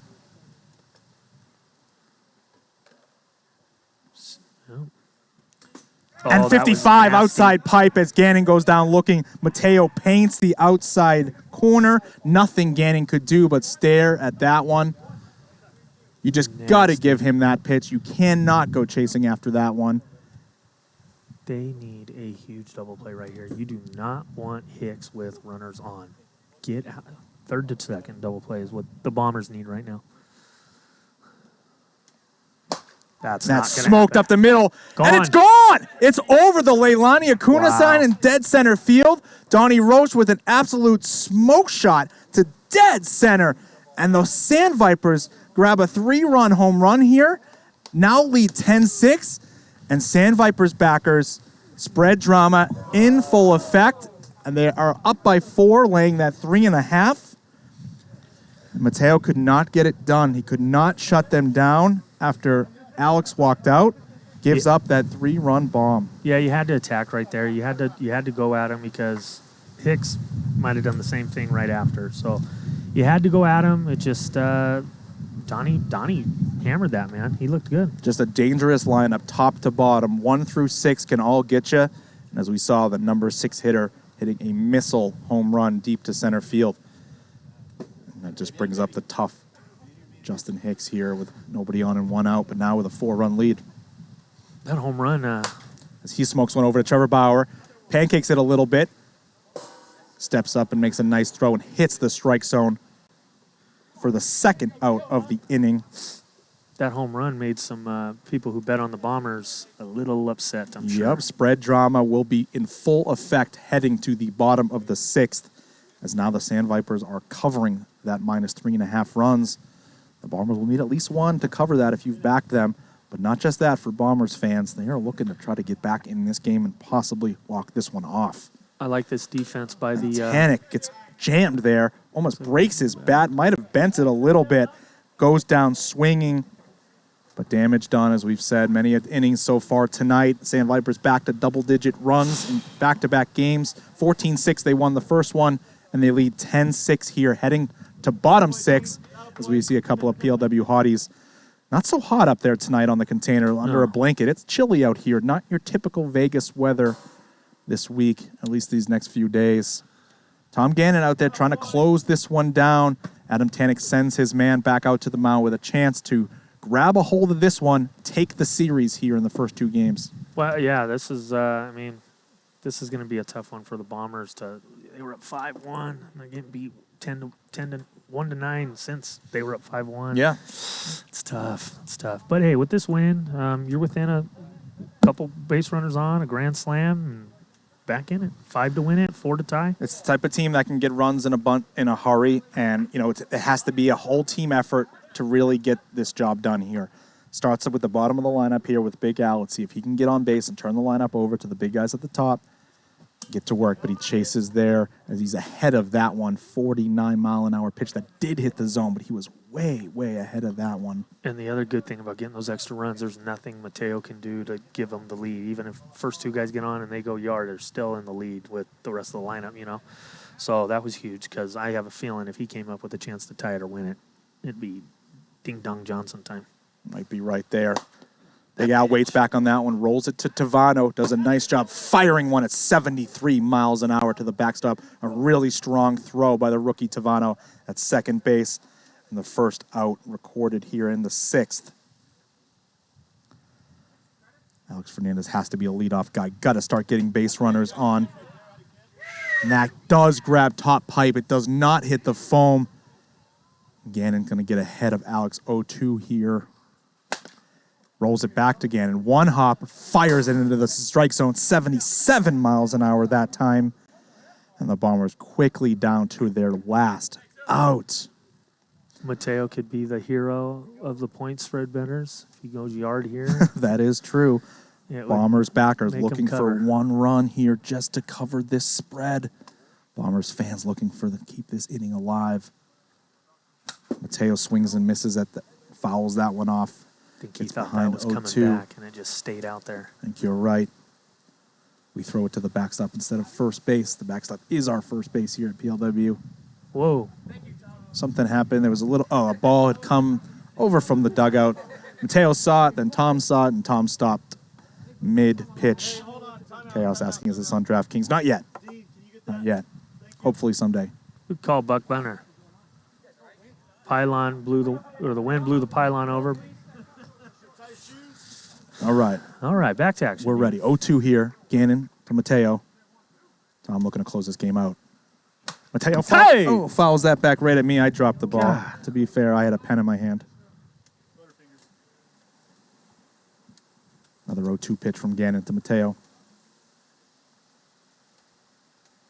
Floats that one in, and Mateo goes opposite field as he does so well so often. 1 hops the wall. 4th hit in this game. 4 for 4, including a walk. Mateo's been retired 0 times this game, and he's reached base 7 out of his last 8 appearances. 5 home runs, a double, and a walk in his last 8 at-bats for Mateo. Absolutely impressive hitting performance by him. Look, you never know, but Trevor Bauer gets under that one, and Tom Gannon's going to secure for the last out. And Sandvipers backers rejoice as they steal the cover. It was 7-6 heading to the top of the 6th. It was 5-1 heading to the top of the 3rd. Sandvipers backers thought they had no chance to cover in this one, but they piled on and managed to get 3 in the top of the 6th to take that 10-6 lead. We saw damage from top to bottom as Donnie Roach hits a home run, Justin Hicks with a home run, Mark Tavano with 2 home runs, back-to-back at-bats in the 4th and the 5th. Really, Sandvipers just doing what they do, just playing great defense, solid pitching all the way around, and hitting the ball out of the ball. Yeah, that was mine. Yeah, the Vipers, it's just a classic Vipers win. And I'm done making predictions. I just hope both teams have fun out there and get along and nobody gets hurt. Yeah, good news for the Bombers is that Tom Gannon has used up a lot of his innings, 4 innings in Game 1 and 3 innings there in Game 2, so only 2 innings pitched left for Tom Gannon. The Bombers absolutely need Game number 3 as they've now lost 8 in a row and have to snap that losing streak. We'll see if they can do that when we return in just a few. Stick around.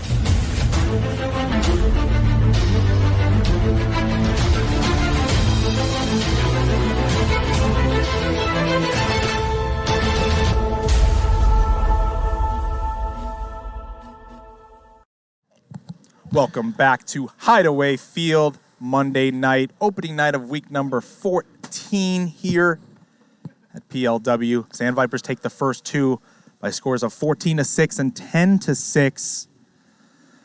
Chilly night. A little bit of chilly night.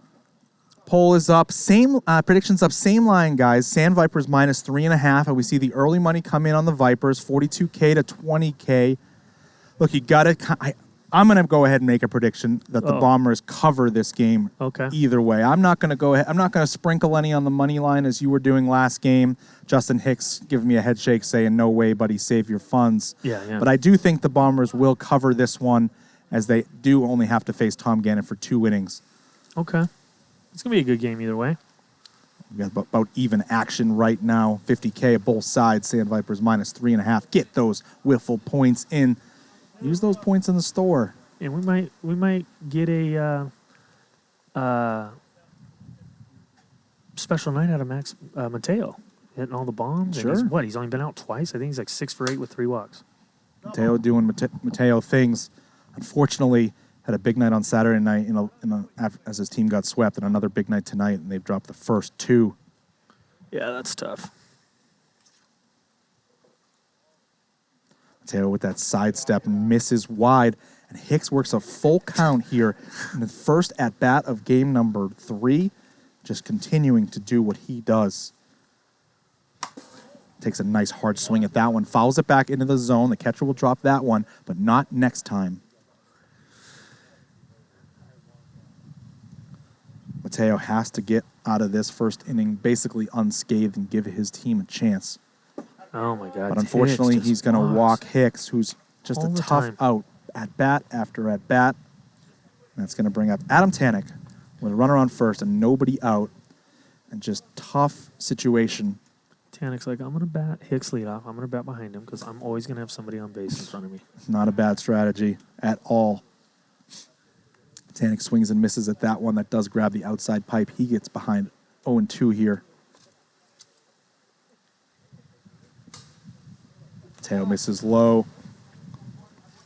Bruce Uson Lightning saying, let's go Bomber, salvage this series. Good to see you in the chat there, Bruce. Adam gets back to 2-2 after being behind 0-2, as most of the good hitters in this league often do. Mateo going to have to come into Tanek here. It stays away and another full count. Tanek And is so Mateo locked in. risking walking out after just 2 batters if he can't find the zone here. Tanek fouls that one off. 54, a little low. Just misses that one. Tanek has to be looking for a pitch in the zone. Mateo does not want to walk out. And he gets one. He smokes it. One hopper to Jake Shirley in right field. Hicks is going to move over to third, and that's got 2 ducks on the pond for Mark Tavano. Tanek, man. These Sandvipers are just so tough, top to bottom. Every guy puts up nothing but quality ABs, makes you come to them, and when you finally do, they hit the ball hard. I don't see how they lose. I mean, what is this? If they were to win this, it'd be what, 9 in a row, 10 in a row?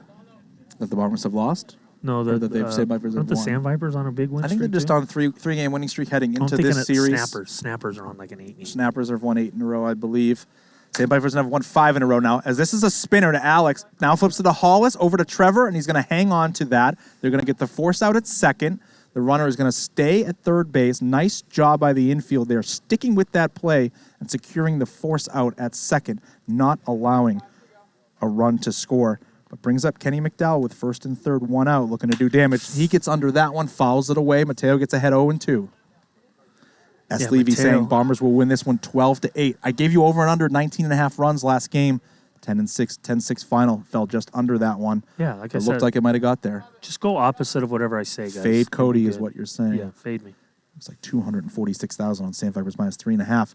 155 on Bombers plus 3.5. Those bets are still open. You can get those in still. Fire your last few bets in. They're about to be closed. 400,000 total points on this game. As McDowell tips that one back into the zone, that'll be 1. This is a big bat early in the game because Bombers need. I mean, they got off to good starts early in the games, and both of them and didn't win it. They can't fall behind. And 54 bottom pipe. Mateo paints the corner and gets McDowell with a backward K. A huge pitch by Mateo Fernandez early here in game number 3, but brings up the dangerous Tom Gannon batting from the left side with 2 runners on. You can just, anytime somebody comes up for the Sandvipers, just say the dangerous so-and-so. We should probably just stop saying because we get it, yeah. Yep, they're all dangerous. Nice play. Tom rolls one over to Alex, flips it over to Hollis Hale at second base, and disaster averted. First and third, nobody out for the Bombers, and they get out of the jam. Great job by Mateo Fernandez to handle that and give his offense an opportunity to have the first punch here in game number 3 in what is an absolute must-win game for this Bombers. They have to get off this losing streak as we see some of the Bombers' pitching statistics. Yet another added feature here at PLW. Alex Fernandez, Max Fernandez, the main 2 innings holders. Mateo Fernandez, not quite himself with that 6.55 ERA, but Alex doing the majority of the workload for them so far this year. Him and Max have been 1A, 1B for sure for this team this year. Yeah, and I really wish Grenier could get out here more. He's got a funky delivery, a ton of different arm angles. They would be really tough. Guarantee they wouldn't be on this losing streak if he's out here eating up some innings and his bat. That guy's a really good ball player that they don't just get out here enough. I do agree, and they missed Hollis Hale this week as well. A team, look, every team is not the same when they don't have their optimal lineup. We've seen it many times with many teams this season. Night Owls come to mind. We've seen a Jekyll and Hyde situation with them when Delby and Stein aren't around. And, the Bombers are similar. When they don't have quality players like Alex Fernandez or Hollis Hale or Justin Grenier, they're not quite as dangerous as they could be. But we'll see if they can manage to find some runs here in game number 3 against Kenny McDowell as he misses down and away for the first ball.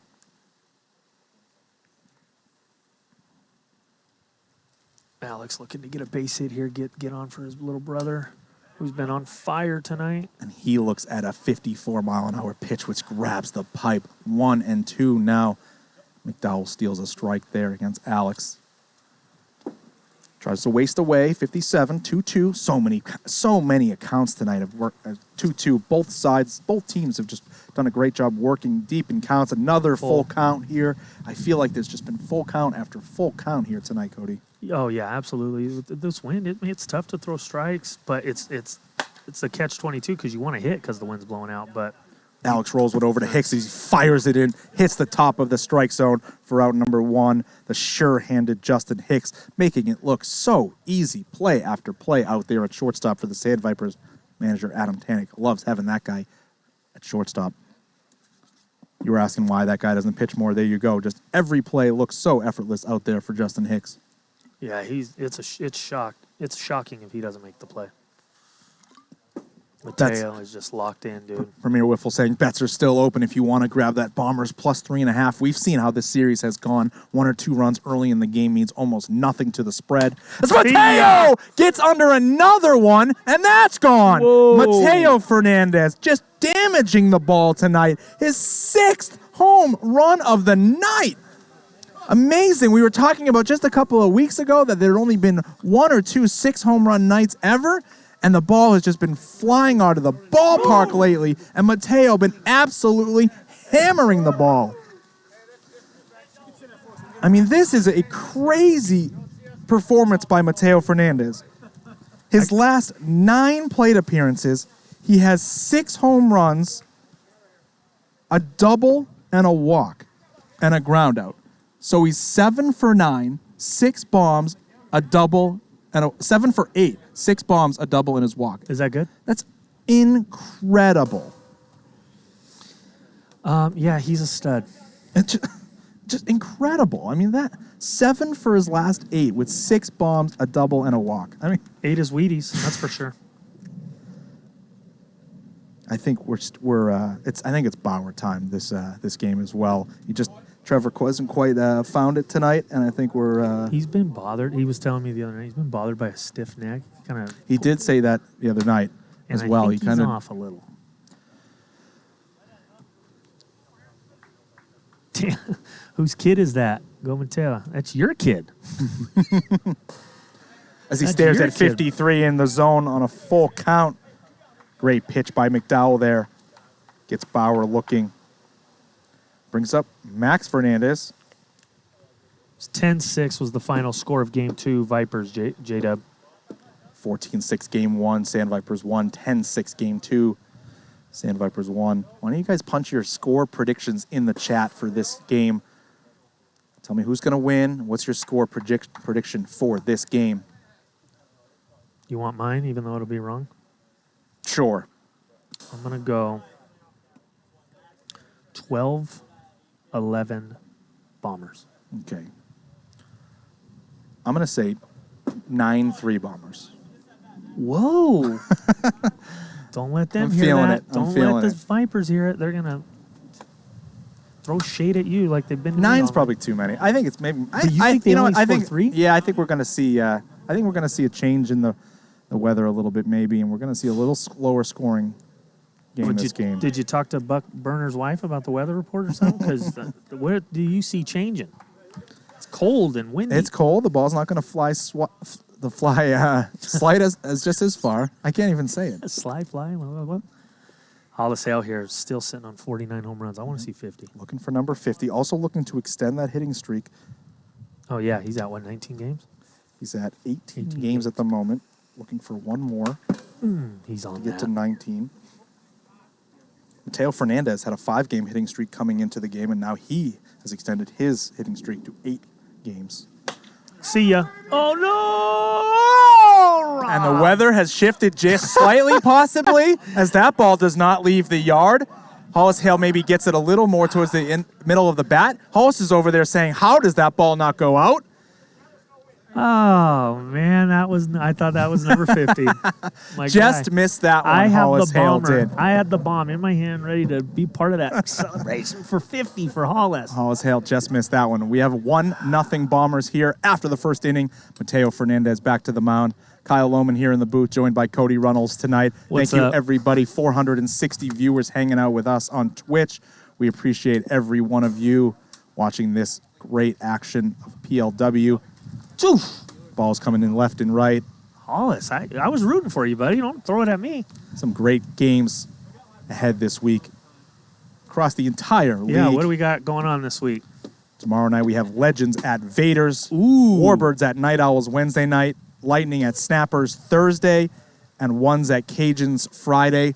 Just so you guys are aware, all of the series matchups this week, we will see them play again next week. And they'll just flip-flop home and away. So you're going to get to see these Bombers and Sandvipers play again next week. But the Sandvipers will be the home team. Yeah, I play Friday this week and then Monday the next week. So you'll see our game just back-to-back.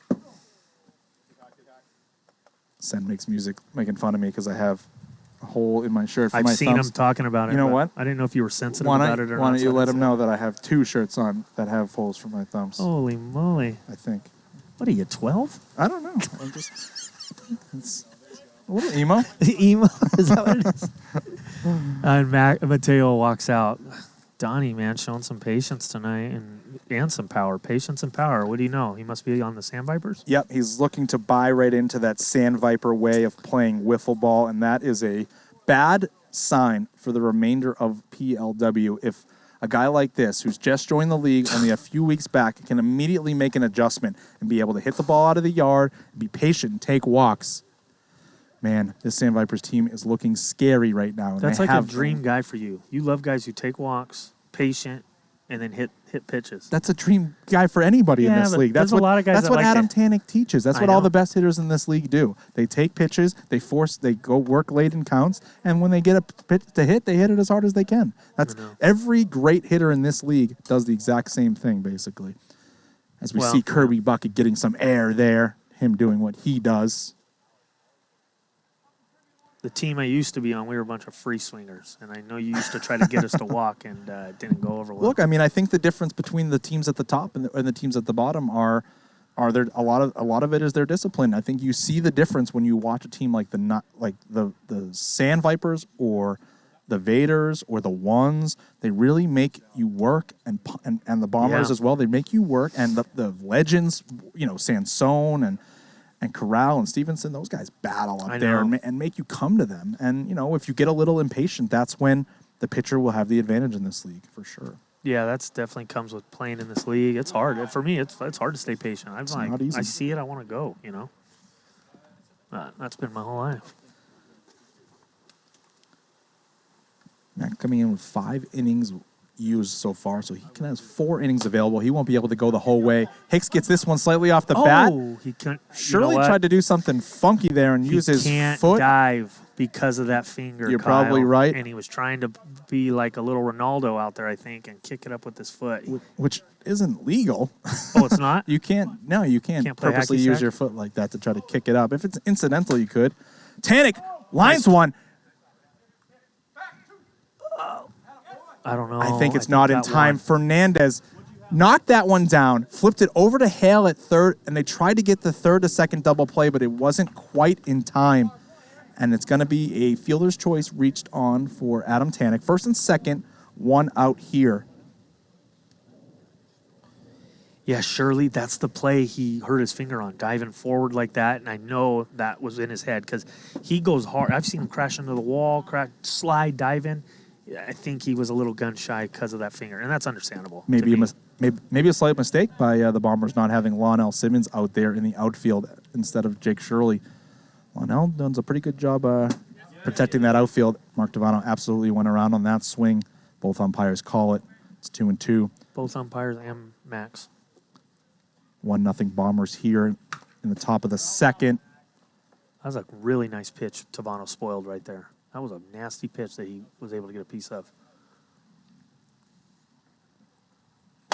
Tavano rolls that one over, but underneath the diving Hollis Hale, I believe he gets a finger Buck Burner does confirm that he got a hand on it.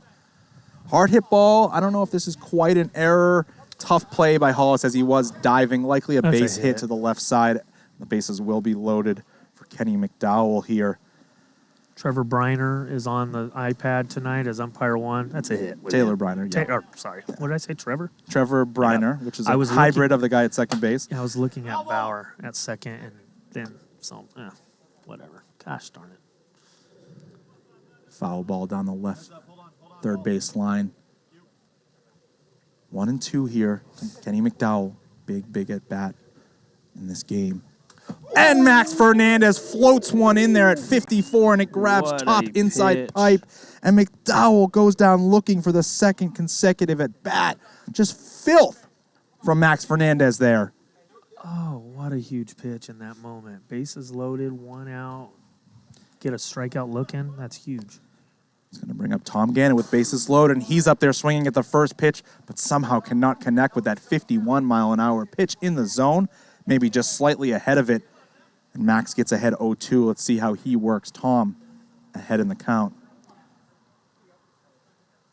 I can see him come right after him here. And he does, but he goes 60. A little hot.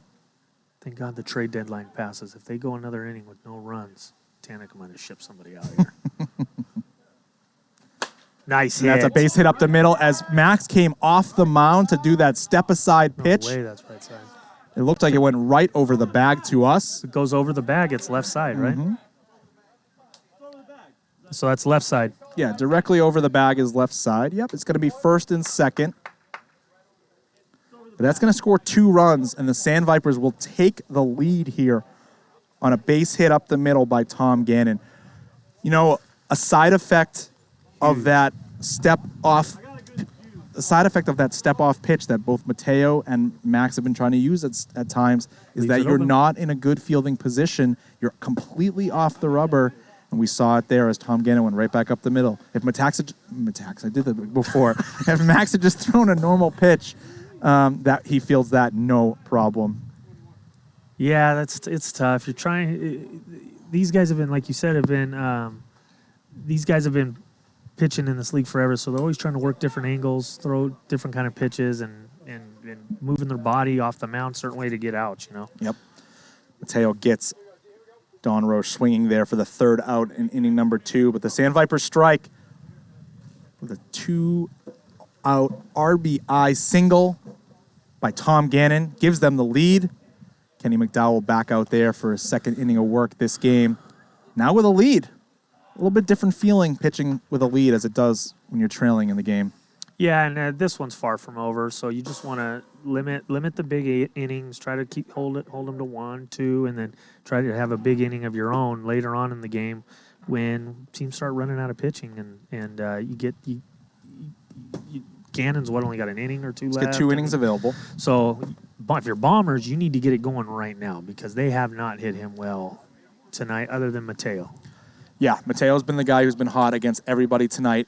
But this is a guy who's pitched well overall lately, but is hittable as he is a rookie, as we see the Sandvipers pitching staff, Tom Gannon leading the way far and away with that 1.75 ERA coming into tonight with almost 100 innings pitched on the season. Throw that back up there when you have a second. I'd like to look at that again. Adam Tanek, 40 innings pitched, about 4 ERA. Kenny McDowell sporting an almost 6 ERA with about 50 innings pitched. But as we said, we had 1 bad start. If you took that bad start out there, it would probably look a lot more. Probably around the 4, maybe. Yeah, high probably 3. right around league average, probably for Kenny McDowell. So yeah, he's been more than competent in his first season of pitching here in PLW. Definitely, when I looked at his pitching numbers, I was like, he's a better pitcher than that. Like we said, the 1 bad game, he's a good pitcher. 1-2 to Big Al, looking to do some damage, and he stares at 57. A pitch on the outside pipe, but it goes 57. Second life for Big Al. Slow night for him so far. Let's see if he can get himself going here in game number 3. Stares at ball 3, and he works a full count. Red light or green light? Al over 8 so far tonight. Fouls that one back.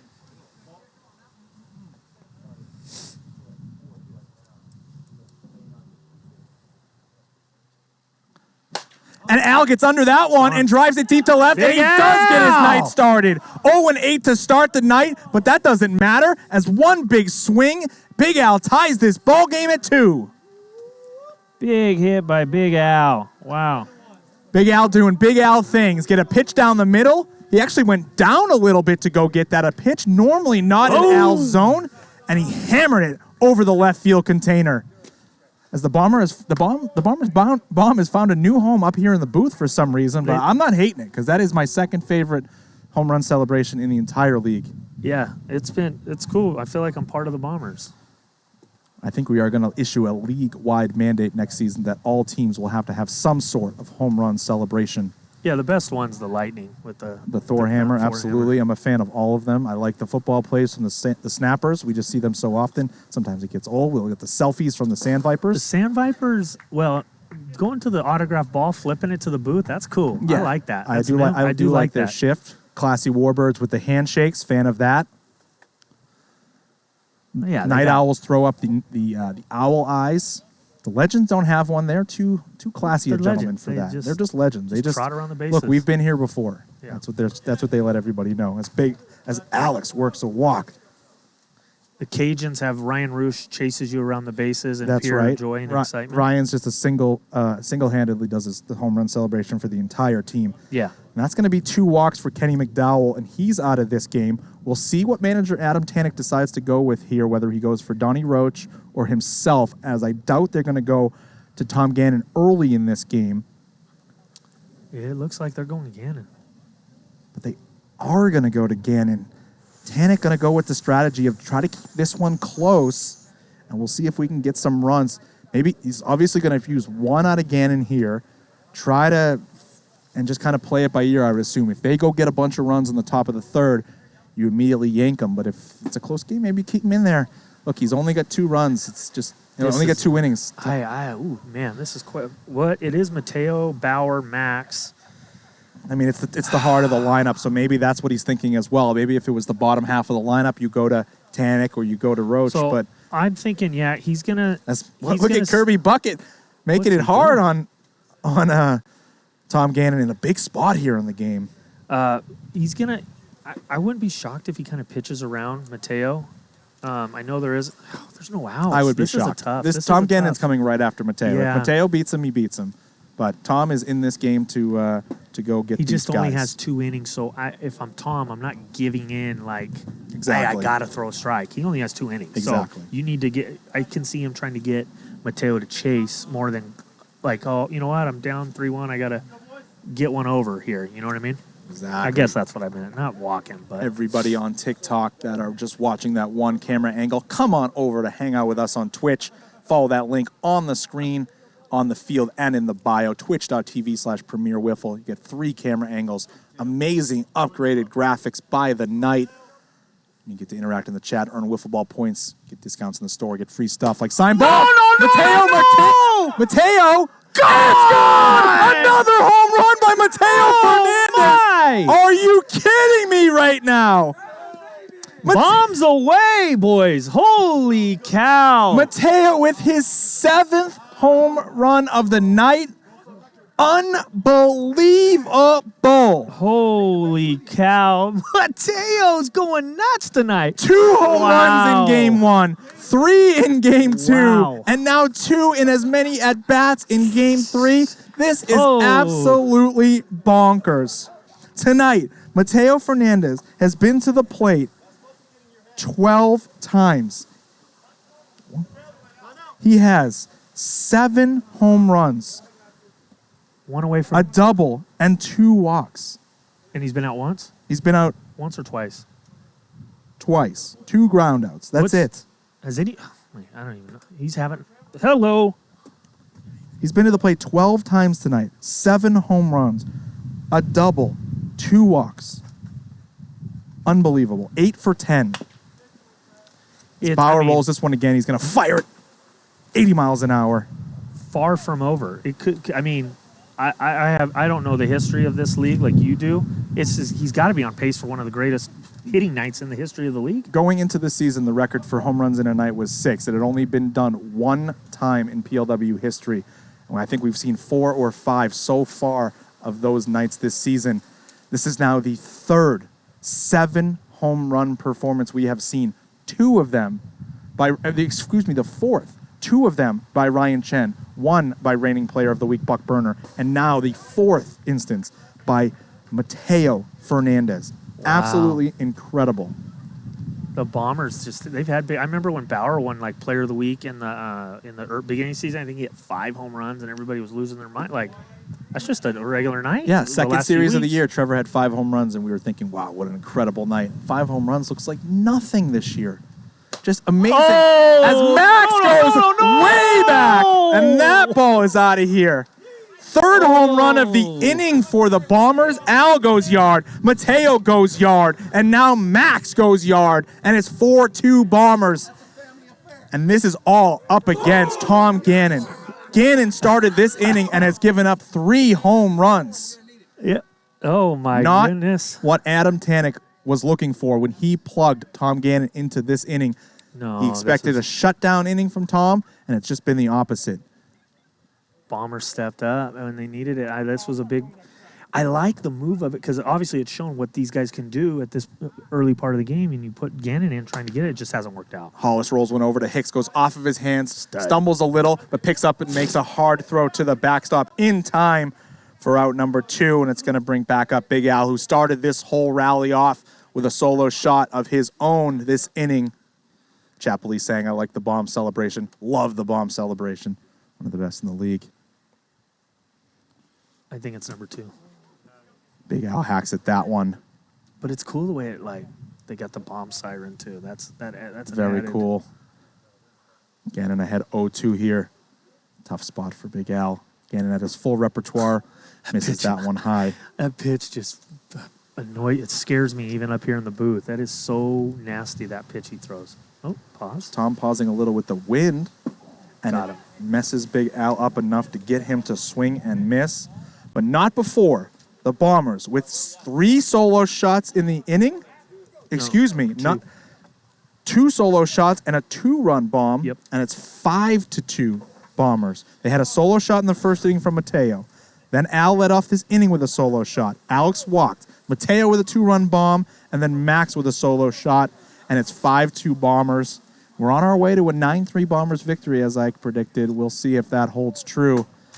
Oh, this one's going to be a wild one. Bombers scored 6 in Game 1, wasn't enough. They've scored 6 in Game 2, wasn't enough. They got 5 so far here in Game 3. They're hoping at least 5 is enough. If not, they'll grab some more runs. When does going Mateo forward. get the Barry Bonds treatment and you just start putting them on? You just can't, right? In wiffle ball, you got to just go for them. I mean, the luxury is they have a lineup built. Okay, you go ahead, put Mateo on it. Guess what? You have the monstrous Trevor Bauer and Max Fernandez and Hollis Hale right behind them. 8 homers? Ooh, baby. Let me see. I'm being corrected. Mateo has 8 home runs, 3, 3, and 2. I only see 3 in game number 1, but I could have easily written it down wrong. I only had him hitting 2 in game 1. I had him hitting 2 in game 1. I had him hitting 3 in game 2. And I have him hitting 2 so far in game 3. 2 so far in game 3. I think it's 7. Yeah, come on, Buck Banner. I mean, I think it's 7. I mean, he walked in his first. Which one did we miss? We got to get that figured out. It's true. Sidekick saying it's 7. I don't think it's 8. Taylor's saying 7. it's. I keep a book. Taylor's saying it's 8. The both of us keep a book. I don't think we would have both missed a home run written it down. We'll see, though. As Hicks lines one opposite field, and that's going to hit the wall in the air for a leadoff triple here for Justin Hicks as he continues his impressive performance tonight, as he's 2 for 2 in this game with a single, a triple, and a walk. Hicks with a home run in game 1 and a home run in game number 2 as well. Oh, man. I just got a text from my dad. So good. He said, hey, are you buddies with Mateo? Ask him how he makes his bat so you can hit like that. There might be a bat investigation after tonight. That's what's going on lately. Oh, I know their bats are clean, but it's just it's funny. That's our dad. He's right. I got to talk to him, see what he's doing. Mobbed Out asks what the over-under on this game is. Well, with 7 runs already scored through 2 innings, I'm going to set it at 14.5. I do think the runs will settle down slightly as these last few innings come. As Tanik stares at 55, that grabs the outside pipe. He's behind 1 and 2. The spread was Sandvipers minus 3.5 as Max misses that one. The wind took it. The veteran Tanik slides that bat down so he can't get a cheap strike on him. Very smart by him there. 2 and 2. Max misses wide. Got to come to Tanik here. Tanik's Full approach count. is money. Just boom. Get back. One hopper spinner foul. Tanik with second life here. Jay Wilson saying 14.5 is an easy over. Cody Reynolds thought 19.5 last game was an easy over as well. J-Dub, I think we're messing with the wrong guy. He sets a number. He's going to be on it. And Tanik stares at strike 3, 53 miles an hour in the zone. Max does a great job fooling him there. UNCBT saying, how can you bet on these games? Well, you can't officially bet on them, but you can bet with your wiffle ball points that you're earning by watching in the chat. You can use those points to buy things in our wiffle store, such as signed balls, discounts in our actual PLW store, as Tavano with an opposite field single. That's going to bring in Hicks from second. RBI single by Tavano. He hit a triple to start that. Hicks from third, excuse me. He hit a triple off the wall, and it's 5-3 now. A little bit of... See, I like that. Tavano kind of, he had the home runs early, and then I think he got out one of his last at-bats, and he had a fielder's choice.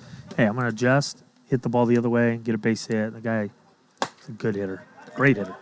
McDowell rips that one through the left side over to Mateo in left field, first and second. 2 outs here now for Tom Gannon. Exclamation point store in the chat will bring you to our store.premierleaguewiffle.com. Don't forget to use that promo code PLW Twitch for 10% off in the store. We appreciate everybody who buys some stuff in that store. For 10,000 wiffle points, I don't know if everybody realizes, but for only 10,000 wiffle points, I say only. Some people don't have that many, but there's a lot of people with plenty more than that, as you can see by how many points come on the game. For only 10,000, you get 25% off in the Wiffle store. There's been a few people that have cashed those in lately. So don't forget about that in our Wiffle store chat. 10,000 points gets you 25% off. Yeah, get over there. Get over to the store. Buy some team merchandise. Whoever your favorite team is, get their stuff.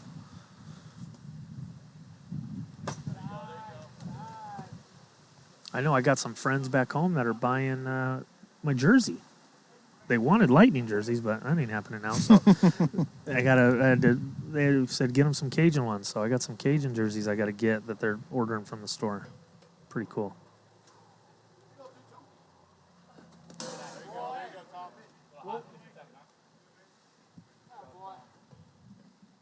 Tommy Gannon. Big at bat right here. Oh, great eye, Tommy. 58 down the middle, but too hot, and Gannon's going to work a walk, and it's going to load the bases for rookie Donnie Roach, who's got 2 home runs tonight so far, 1 in game number 1 and 1 in game number 2. As he stares and gives compliments to Max and saying that's a good pitch, but he gets lucky there. 56. It's 56. Oh, but he does not hold up on that one. Breaks his barrel of the handle of the bat. And Max is ahead 1-2. Jay Wilson saying, I'm going to use my points to get a J-Dub guarding glove. I didn't realize those were in the store. I think those are one of a kind. Maybe eventually when he decides to retire his, we'll do an autographed J-Dub garden glove and put that in the store as a custom item. Man, there's just some hate. My old teammates hate me now. That's tough. That's tough to see. That's all right, though. I don't know why. It's like, I'm not the coach, but they hate me. That's fine. 2-2 to Roach. Nice pitch. Max Fernandez fools him at 53. Wow. Big strikeout there. But unfortunately for Max, it's bases loaded for Justin Hicks at bat of the game for sure. As Hicks rolls one right back to Max, and just like that, he's out of the inning with one quick pitch. And it's 5-3 Bombers going to the bottom of the third. Great job by Max Fernandez to get out of that jam and keep his team in the lead here in game number 3. Must-win game from the Bombers after they've dropped the first 2 in this series, and now they have lost 8 in a row. They had lost 6 in a row coming into tonight. Dropped game 1 14-6 and dropped game 2 10-6. Yeah, that was a big inning. There was a lot of action going on, and they only got 1 run. So that was a huge inning to get out with some limited damage. They still got the lead here by 2. Coming into the bottom of the inning with the top of their order up. This is a big inning to put on. If they could get 2 or 3 here, they're going to probably be feeling pretty good going into the... This is Tom's last inning. As far as we understand, and I believe I've been keeping track accurately, it looks like Tom used 4 in game 1 and 3 in game 2, and now this is his second inning here in game 3. So 4, 3, and 2 is 9 innings. This should be Tom's last available inning for Tom this evening. Very important that if the Bombers can especially get to him again here, as they hit 3 home runs off him last inning, if they get to him this inning, it's ball game, as the rest of their pitching staff, the Sandvipers, are not going to be able to keep this Bombers team at bay. Would you have tried to save him to see if you get the lead back, or do you think they need to hold them right here with the top of the order up? You know, I don't know really what Tanek's thinking. Maybe he's even thinking like, look, if I can just shut them down here, maybe we go get 12 and just end the game, you know? Yeah. You never know what kind of strategy he's thinking here in this spot. I kind of would have, I think if I'm managing the Sandvipers, I give the ball elsewhere because you're going to need outs in this game regardless somewhere else. Yeah. So I would save Tom for the save, quote unquote. But, you know, a hold is very important as well.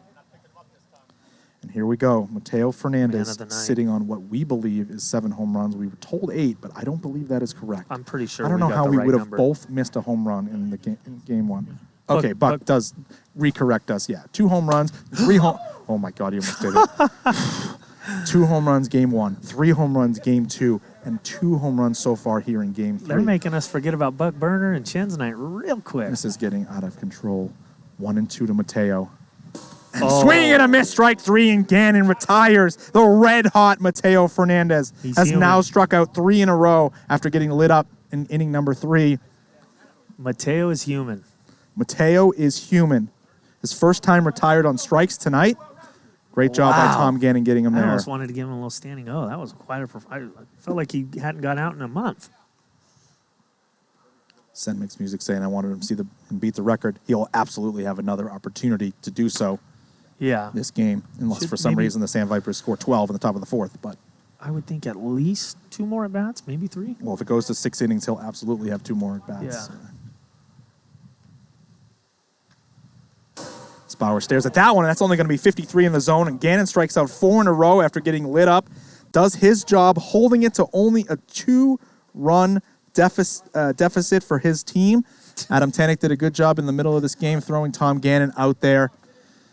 But ultimately it's 5-3 Bombers here, heading to the top of the 4th. Must-win game for the Bombers here. They've lost 8 in a row heading into this one. They have to stop this losing streak.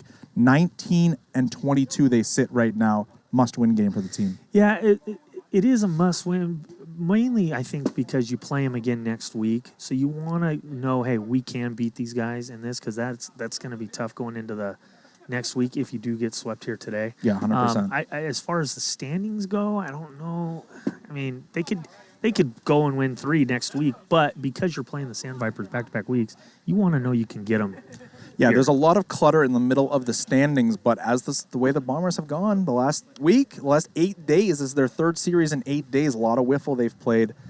It just hasn't gone their way, and what looked like a good buy is Adam Tanek murders one deep to right center. First pitch he sees from Max Fernandez and crushes it.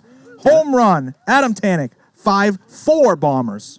Do you remember a few innings ago when I told you he went oppo and he's going to absolutely hammer one to right field at some point? Well, he sure did that, Cody Runnels. My goodness, that was a blast. It was out of here in a hurry. That was hammered. That had to be over 200 feet. Holy moly. Max paints the outside pipe, 52. Gets ahead of Tavano here, 0-2. Tries to go low and a little hot.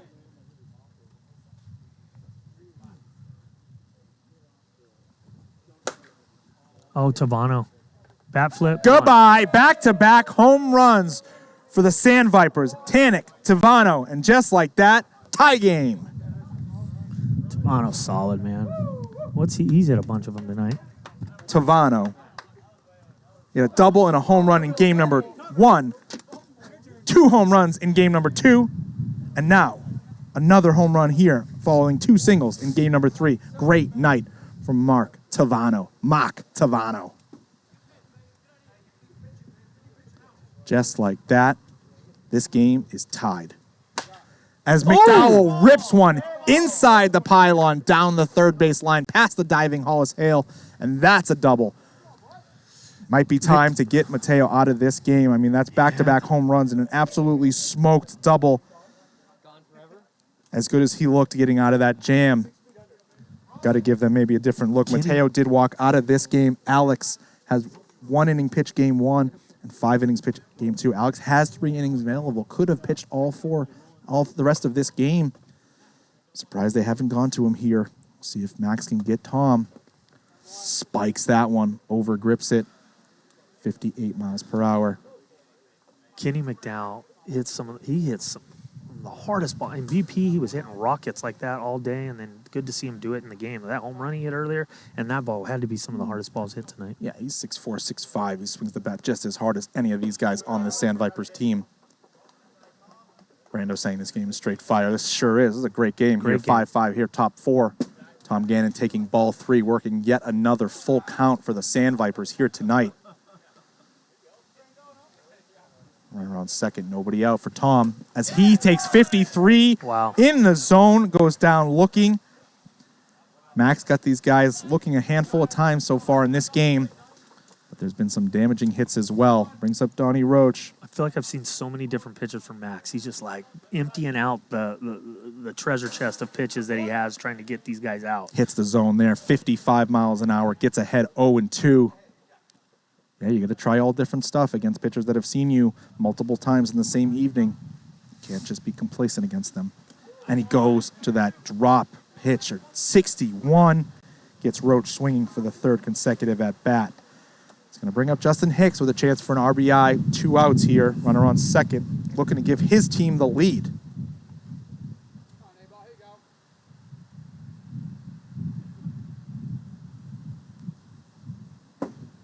Takes inside at 58, 1-1.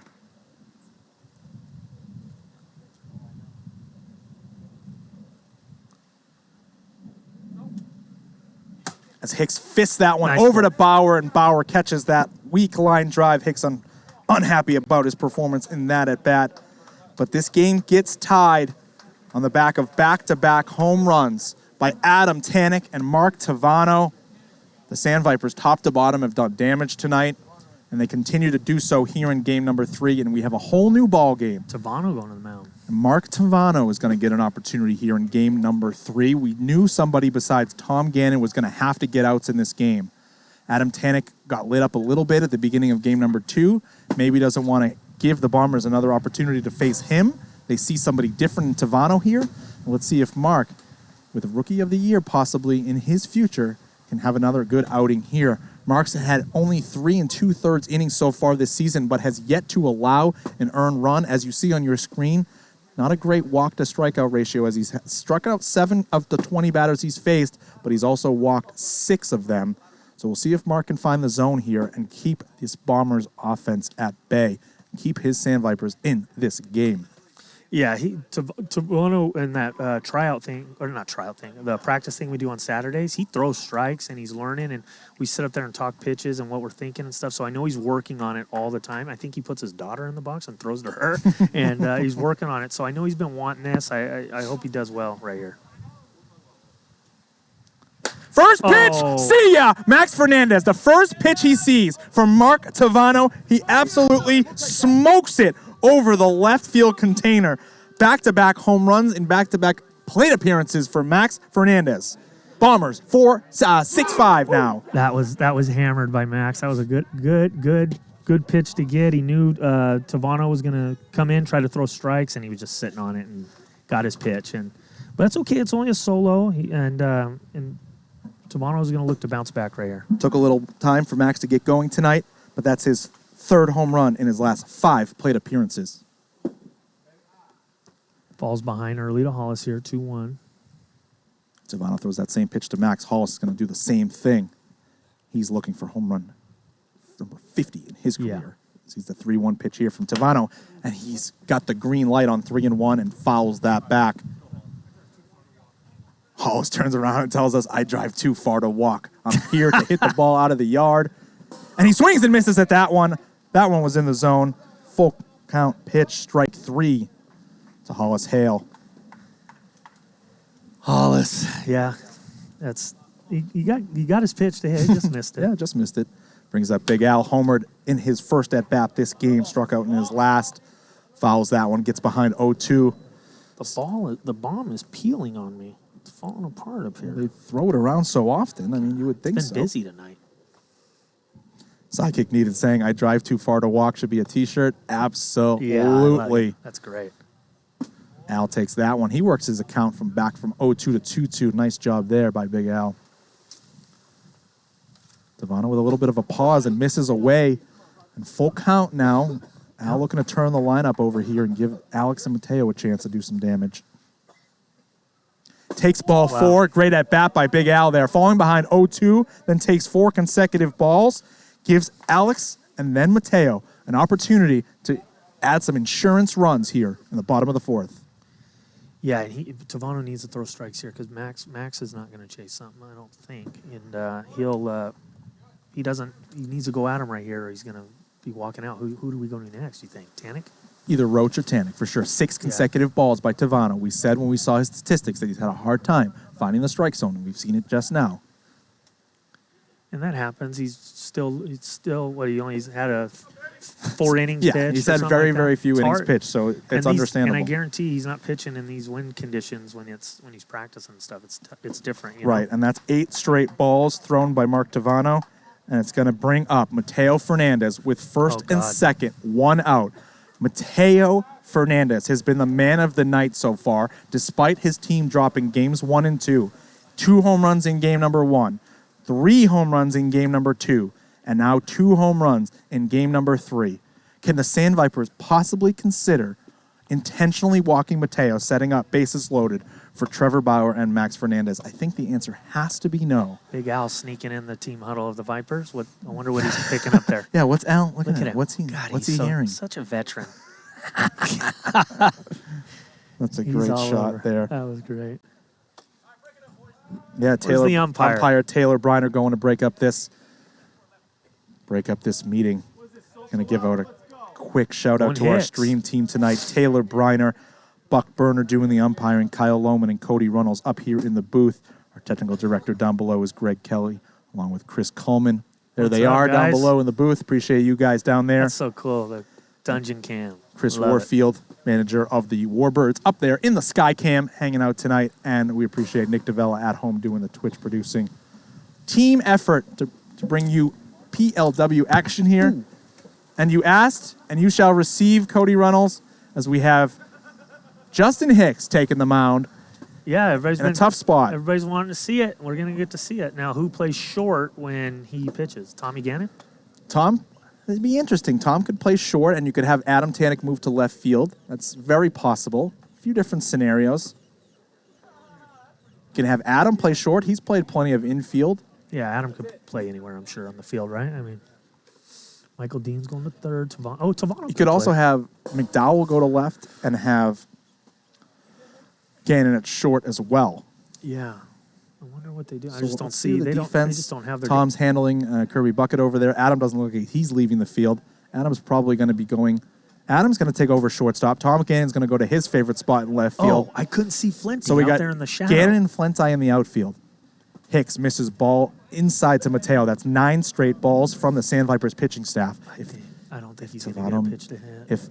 And he does give him a pitch to hit, and it's ripped through the left side. And then Mateo continues his big night with an RBI single here and extends the Bombers' lead to 7-5. He's on such a heater right now. He hit that ball, ripped it through the 5-6 hole, and dropped his shoulders and shrugged his head because it wasn't a dinger. Yeah, 1 base, 1 RBI, BFD from Mateo Fernandez there. That's fun. That's when you know you're locked in. Hitting a ball like that and you're not happy.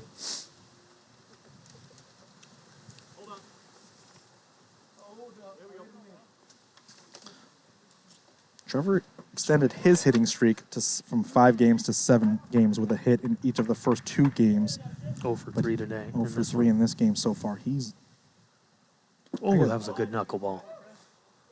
Wow, I don't know if the stream shows you how nasty those knuckleballs are, but that was dancing. He misses away. Full count to Trevor Bauer. Brings up Max Fernandez next, who already homered in this inning. Trevor fouls that one off, gives him new life.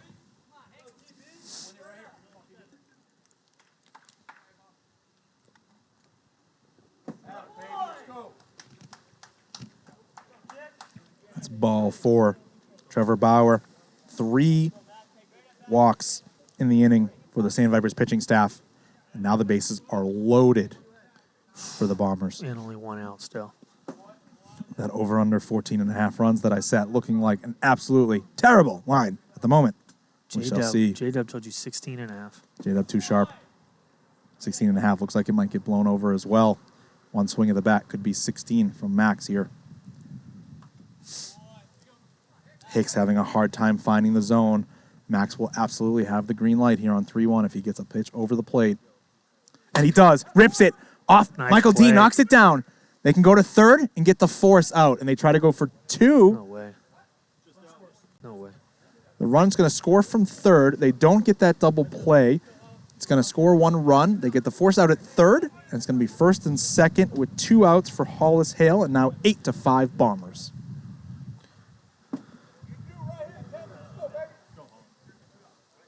Hollis looking to get home run number 50 and also extend his hitting streak to 18 consecutive games. Can he do it here? If he gets a strike, I feel like he's going to do it, but I don't know if he's going to get a strike. And he sent my. bingo! Hollis Hale, welcome to the 50 home run club with that grand slam. Number 7 in PLW history, 50 home run career for Hollis Hale. Joins Taylor Briner, Adam Tannick, Ryan Chen, Shane Weber, Adam Couts, Tom Gannon, and now Hollis Hale, home run number 50. Congratulations, Hollis Hale. Congratulations, 3-run home run, Hollis. excuse me, not a grand slam. 3-run Three-runner. bomb. Either way, extends the lead for the Bombers 11-5. And that extends his hitting streak to 18 games. Number 50 for Hollis Hale. Congratulations, Hollis. That's awesome. Been a 50 stud home since runs. season 1. Had half of those in season 1. Led the league with 25 bombs. Shows you kind of how he slowed down a little bit. But Hollis is back. Oh, for sure. yeah. I mean, he's a stud. They're a different team when he's here. He's solid on defense, and he's a big bat in their order in the second half of that lineup. Big Al gets under this one. Adam Tannick's going to range back behind short to make the third out. But not before real damage done. It was 5-5 heading to the bottom of the 4th. And 9 men got sent to the plate. Max started it all off with a home run. Al walked. Alex walked. Mateo singled. Trevor walked. And Hollis with the big 3-run home run. And it's 11-5 Bombers here. Max Fernandez going back out to the hill, looking to get his team on the board tonight and snap that 8-game losing streak. As we said, an absolute must-win game for the Bombers as they'll return next week on Tuesday night and face this very same Sandvipers team. Yeah, and they had early leads in the first 2 games, and the games got away from them. So if they can pull this one out, I would think they go home and go, hey, we had early leads. Let's try to clean up some of our mistakes, keep hitting, and keep the pedal on the floor. And then we know we can beat them because when they kind of run out of pitching, we'll hammer them. Right. So, I wish they could get Hollis that 50 home run ball, but that thing's gone. Who knows? That thing's That's way not coming gone. back. There's a whole bunch of those out there tonight. Many more to come for Hollis Hale. J-Dub saying 16.5, Kyle pointing it out. I don't think we're done scoring yet, Yeah, as we're we still not. have 2 full innings left to play in this one. And Tannick hit an absolute Titanic of a home run his last at bat. It was crazy. What do we think in the chat? Yes or no? Will the Bombers mercy them? They need 4 runs in either the bottom of the 5th, to mercy. Will they go get 4 more? As Adam Tannick rips. Is that A single. 15s? Is that what it's called, a mercy? Yeah. Or just a 10? Because I figured 10 runs is a mercy, but They're both 15. Like if you beat somebody 15-13, did you mercy them? Yeah. Oh, okay. It's 2 different definitions of the same. Gotcha.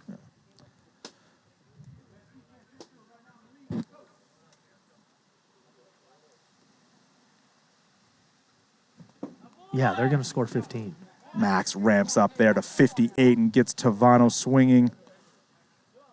McDowell's hit 2 hard balls his last 2 at bat. McDowell struck out looking at his first 2 plate appearances this game, but has since gone single, double. Let's see if he can keep going. Ivan asked, where can I buy PLW shirts? Hit !store in the chat. There you go. Premier Wiffle helping you out. Click that link. Use promo code PLWTwitch for 10% off. If you somehow have 10,000 Wiffle points, you can use that in our Wiffle store here on Twitch and get 25% off in our Wiffle store. Nice stop by Rolls Hollis. over to Hollis. Flips to Trevor at second. They're going to get the force out and hang on to it there. Hollis as sure-handed as they come over at the hot corner. Yeah, it was a nice play. They just need to not make any big mistakes. Don't need to try to do something crazy, rush that throw from third to second and not get an out. They just need to trade outs, get out of these innings. 4 outs away from winning a ball game, you know? That's right. Make sure that first throw, just get an out. Top 5 here, runner on first, 1 out for Tom Gannon.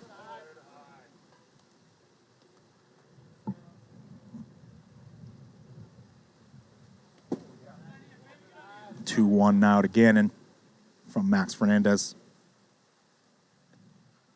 And he comes into him. Gannon fights that one off, and it's going to spin foul. Hollis couldn't quite get over there in time and keep that ball in fair territory. Tommy looks frustrated. He didn't do something with that. That was a hittable pitch. The 2-2. Tom takes inside and yet another full count. Gannon with 3 walks tonight. Gone. Gets under this one, though. And Mateo right at the wall, but it's over the wall. Hits the top of the container. And Tom Gannon punches back a little bit for the Sandvipers with a 2-run shot here in the top of the 5th, and it's 11-7.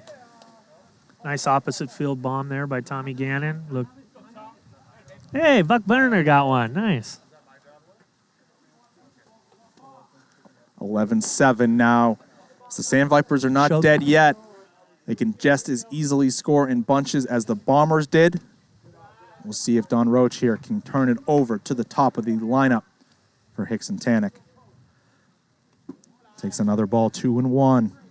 Big at bat here. If he gets on base, and then that brings up Tannick and Hicks and Tannick. This could be a big inning in a hurry. Wow, that was But he a good stares pitch. at 52 painted.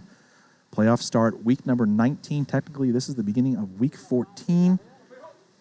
Monday, June 13th is the first day of playoffs. Jay Wilson says 16.5 is blown over. It sure is, bud. We're up to 18 and counting.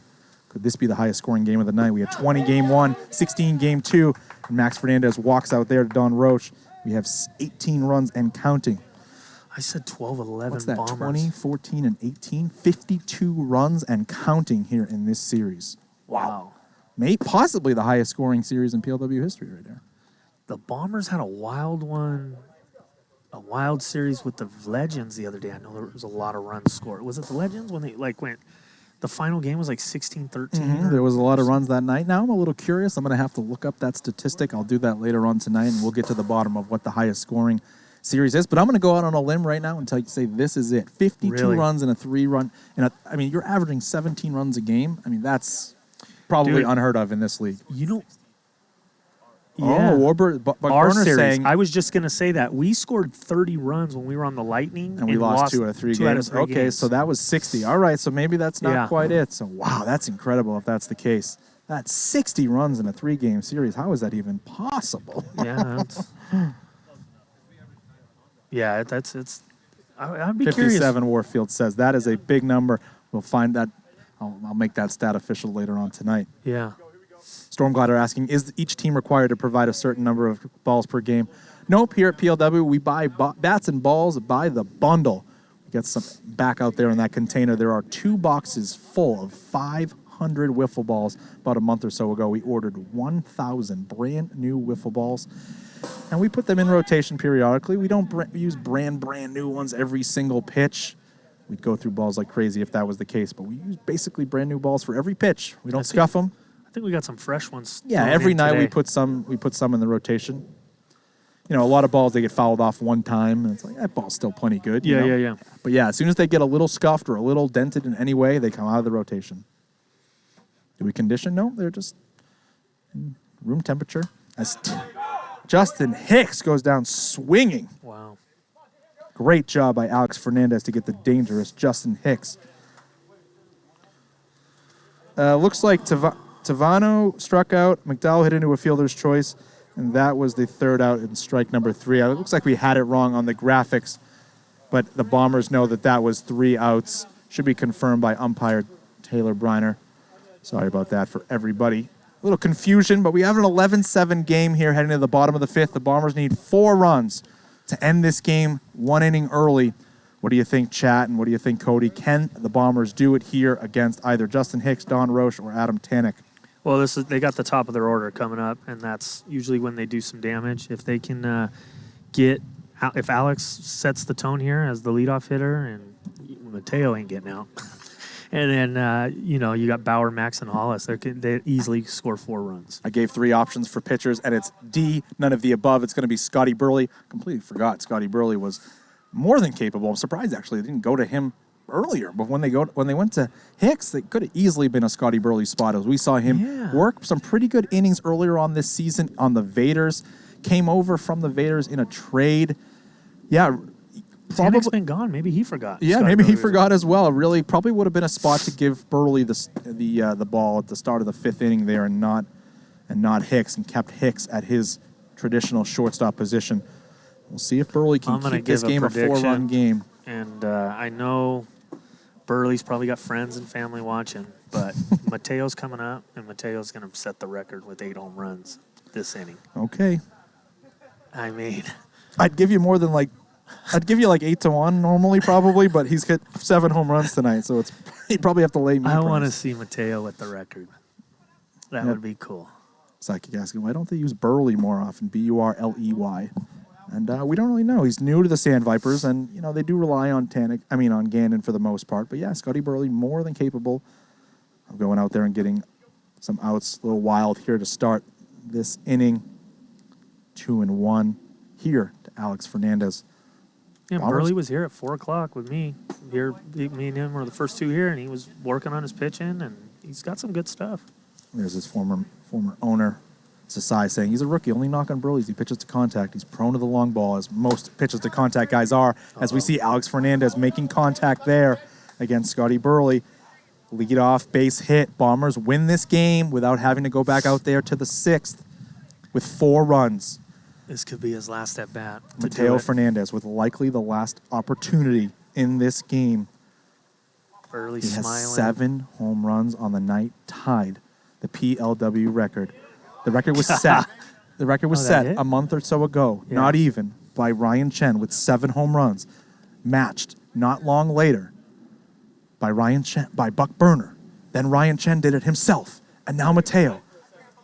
7 home runs tonight. So Chen, Burner, Chen, Mateo. Oh, this is great. Let's see if he does it. 2-1.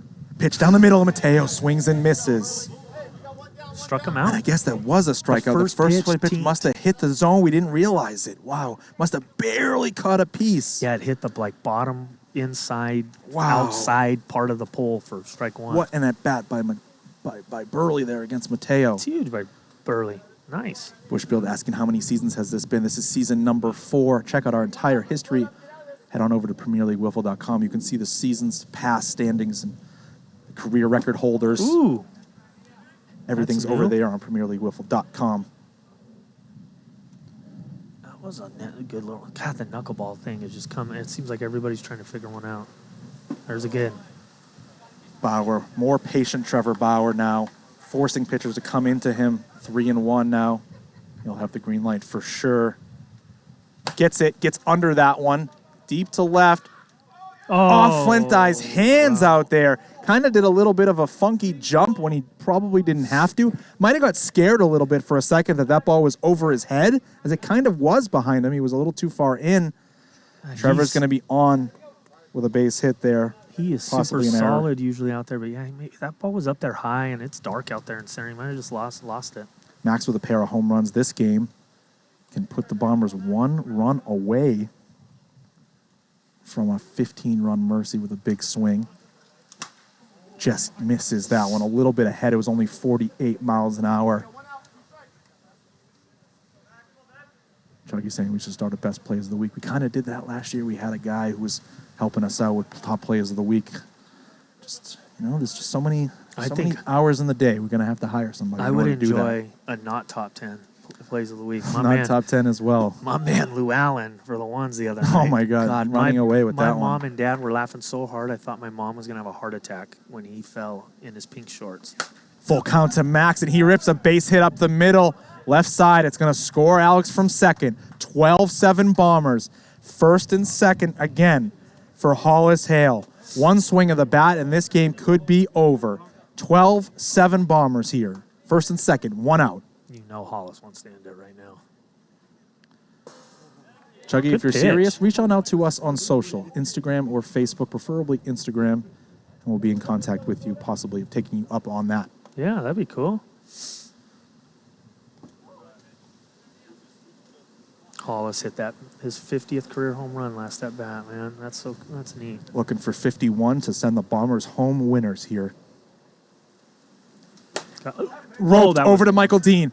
Justin Hicks going to step on third and throw it to Tavano, and that's a double play. Great play by Justin Hicks.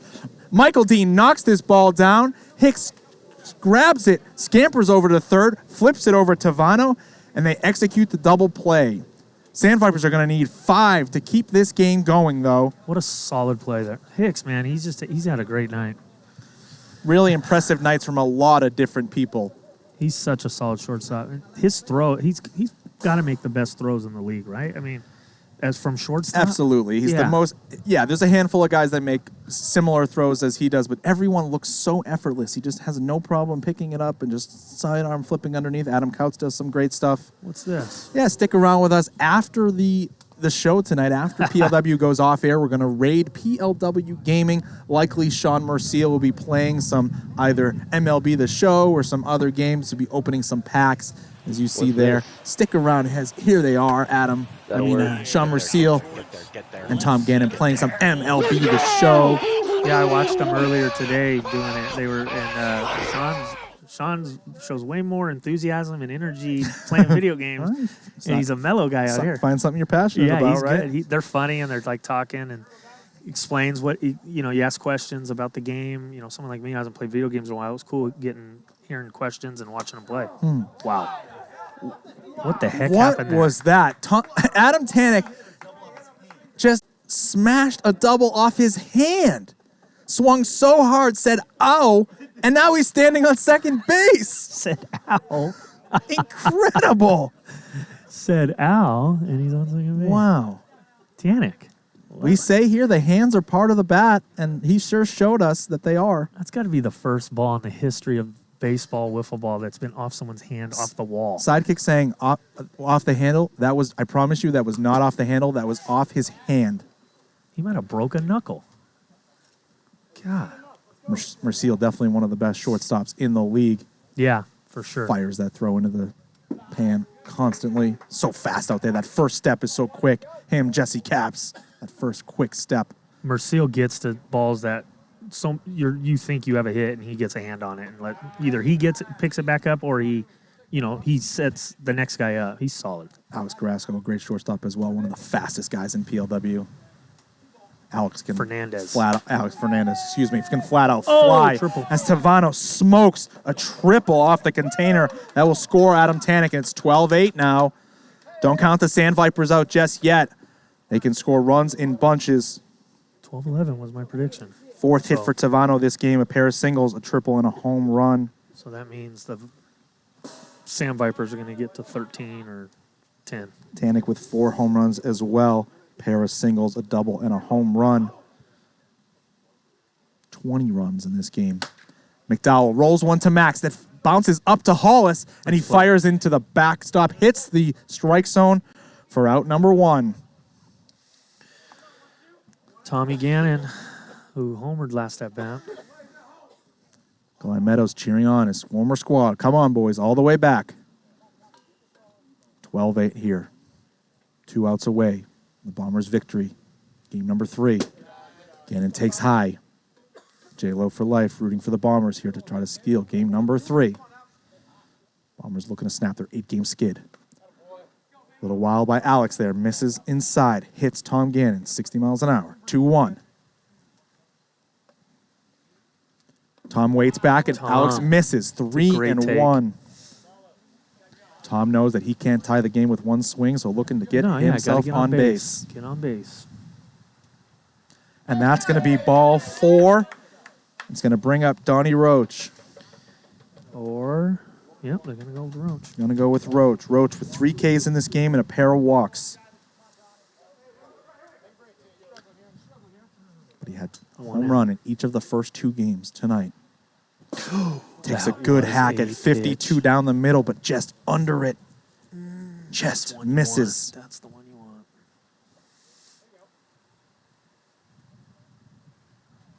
Big Swing and a strikeout. miss at 59. And that's going to be strike That's a veteran 3. pitch into a rookie right there, speeding him up after getting that 52 cookie that he missed and then goes hard low and away. That was Absolutely. nice. Had the full arsenal, decided to go hot in the zone. First and second, 2 outs for Justin Hicks, looking to give Adam Tanek a chance to tie the game if he gets on here. 2-1, and Alex Fernandez has a walk.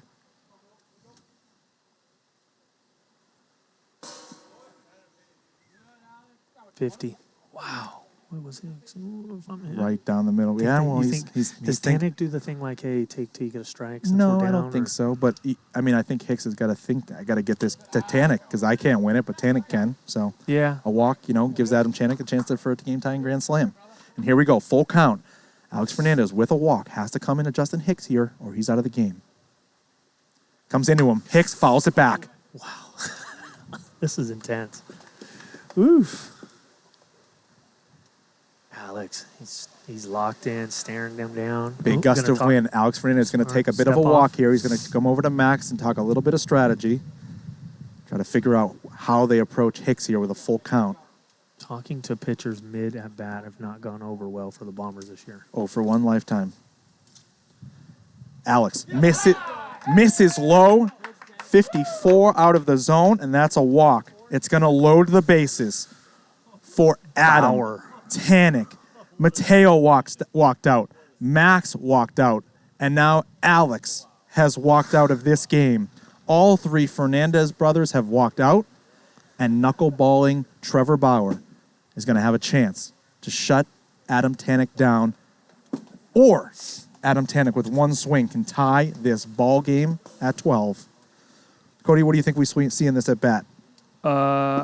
Tanek is not going to chase, but he is definitely looking for something to get up in the zone to tie this game up. But he will not chase. He's got Tavano on deck. Tavano's been... It's been hot. They both have 4 Tanek hits this isn't doing game. what he's doing, Tavano's probably player of the game for them. Tanek's been unreal tonight. Yeah, they both have 4 hits in this game. Everybody in this lineup seems to have done damage so far tonight for the Sandvipers. You guys might think I'm crazy. I'm trying to think who they have left pitching on the Bombers. I would not be against Bauer throwing his nastiest knuckleballs. Do not let Tanek and Tavano beat you. And if you do walk in a couple, you face Kenny McDowell, who, he's 2 for 7 in this game, 2 for 6 in this game. I'd rather face him than Tanek or Tavano right now, but... Yeah, Bauer has to come right after Tanek with his nastiest stuff. They do have pretty much one pitcher behind them in Lalo Simmons. He hasn't had a lot of innings in his PLW career, but has been effective at times, has shown the tendency to be able to get a couple of strikeouts. Yeah, we'll see, though. Bauer's got to get nasty. Tanek turns on the first one and hits a base hit to right field. Just short of the wall, drops in front of Jake Shirley. First to third for Justin Hicks, but that's a 2 RBI single for Adam Tanek. And it's 12-10 here at the Hideaway. Game number 3. Can the Bombers hang on here? They need 1 out of Trevor Bauer on the mound, but it brings up the red-hot Mark Tavano, 4 for 6 in this game. A home run in this game, a home run in game number 1, and 2 home runs in game number 2. 4 home runs on the night. Can Tavano tie this ball game? Takes 51 in the pan. Bauer gets ahead 0-2. Holy moly, this is good. This is intense. I love it. This is awesome. See if Bauer goes hot here. But he floats a knuckleball 52 miles an hour, and Bauer gets Tavano looking to end it. And the Bombers get the win here in game number 3. Runs galore in this series tonight, Cody.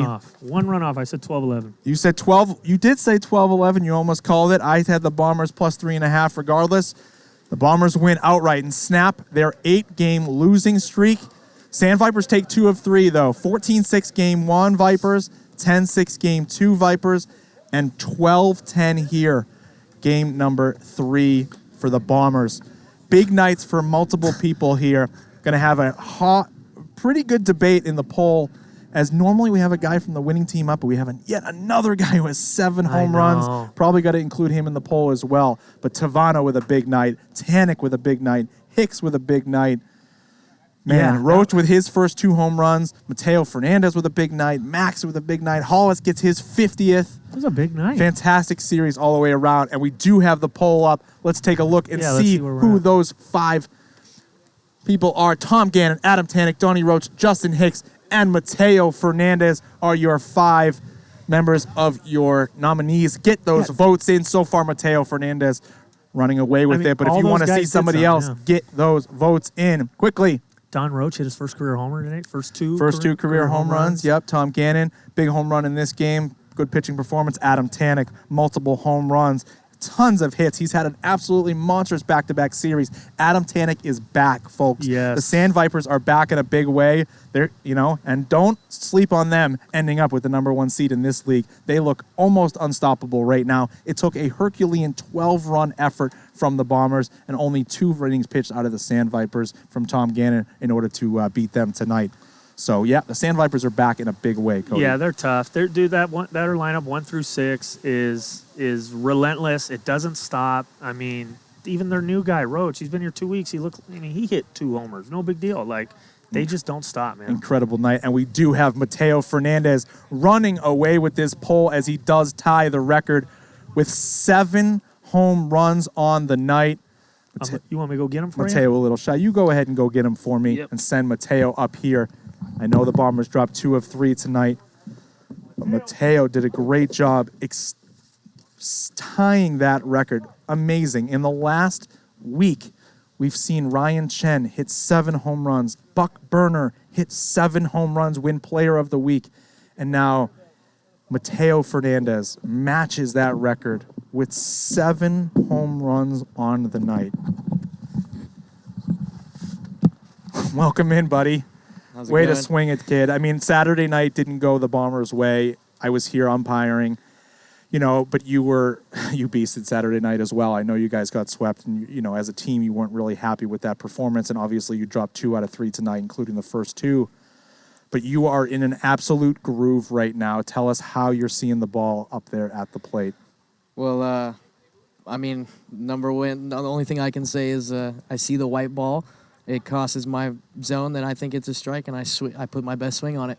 That's the idea. I mean, the best hitters in this. I mean, I think the other thing is that you do a good job not swinging at bad pitches too. I mean, I've talked about that so much lately, and maybe people are sick of hearing it, but it's really the key to success that we see all the top tier hitters in this league, guys like Justin Hicks, like Adam Tanek, like yourself, really work deep in counts, and when they get those pitches in the zone, they take big hard hacks at them and hit them hard. Yep, that's what makes a dangerous hitter right there.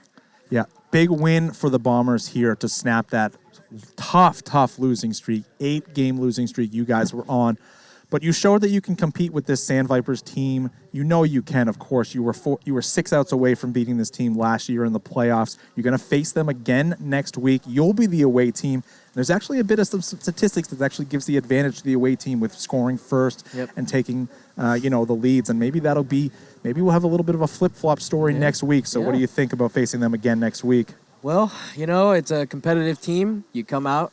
If you're not competing, you get swept, you get beaten, then all of a sudden your mental's beaten, and then you are even more beat than when you just lost those games. Yeah, it's the mental part, the mental side of WIFFLE or sports in general is kind of something that goes untalked about sometimes where, if you have to stay on a certain level in order to be able to compete with these top teams and stay at a top level. So, yeah, it's good to not, really get too down and have to stay, really into it. And it's so important to keep mentally strong because once you do kind of give up, you're never going to be able to overcome it. And it's a good job by your team tonight being able to stay mentally tough and putting up a big effort in game number 3 and getting the win. 100%, Kyle. Couldn't agree more. Congratulations on Thank a you. monstrous night, Mateo, tying the PLW record with 7 home runs. Man, everybody in the chat was rooting for you to hit number 8. That would have been absolutely bananas, but keep swinging it the way you're swinging it, and I Always think for we're base going to hits. see plenty more out of the Bombers next Yeah. week, so looking And- forward to it, buddy. And I did make a promise. Shout out to my dad, Big Al. I made a promise to him that I would shout him out if I made it to the booth. So Nice. Shout out to Big Al. He had a home run thanks for tonight. teaching me my swing, Poppy. I appreciate it. And We hear you're a yeah. natural lefty. I am a natural lefty. Yes, I swang lefty till I was around 10 years old, and then I was switched to right-handed because it's what they say. It's a right-hand man's world. Yeah, it sure is, at least. And it's amazing that you have that much talent from the right-handed side, knowing that you are a natural left-handed batter. So congratulations again, Mateo. Good job for the Thank you Bombers very taking much, game Kyle. number 3. And good luck next week. We'll see you out there then. Thank you. So, Thank you. All right, buddy. Alrighty. Guys, that was Mateo Fernandez tying the PLW record with 7 home runs tonight. Unfortunately, his team, the Bombers, dropped 2 of 3. But tomorrow night, here on Twitch, same time, you know the drill. Legends, Vaders, 2 other teams. A team tied for first place in the Vaders. A team battling in 5th place currently, the Legends. Our main man, Trench Pacone, will be on the hill at least one of those games. You know it. Looking forward for that series. And then they will flip next week. Remember, all the series this week will then have immediate rematches the following week. Right. So that'll be a big storyline. We saw the first time around a lot of good storylines. The Legends, just after they traded for Trench Pacone, had faced these very Sandvipers. Right. And they swept them, and then they had to face them again the next week. So we're going to see stuff like that this week and next week. Bombers lose 2 of 3 tonight, but I have a feeling the script might flip next week. So really, 6 straight games with the teams for the next 2 weeks. Looking forward to some great wiffle. Any final thoughts from you tonight, Cody Reynolds? Yeah, I'm real excited for that series tomorrow. The Vaders got a bunch of young, exciting dudes on their team. The Legends got the veterans that just go about their business, don't do all that talking and hype. So it'll be a good seeing the 2 way different styles going at each other. And I want to see the veteran hitters of the Legends go against the Billy Santawan knuckleball. Yeah, I'm well- shivering. Sorry. Will be interesting to see if the weather keeps up like it has been the last number of days. It's been blustery. If it's blustery again tomorrow night, probably another high-scoring affair, and that knuckleball will be dancing all over, and the Legends will be looking to sit back and drive it. So looking forward to that series tomorrow night. Appreciate everybody joining us tonight. Sandvipers win 2 of 3 and continue their torrid pace towards the top of the standings. We will see everybody tomorrow night. See ya. Have a good night.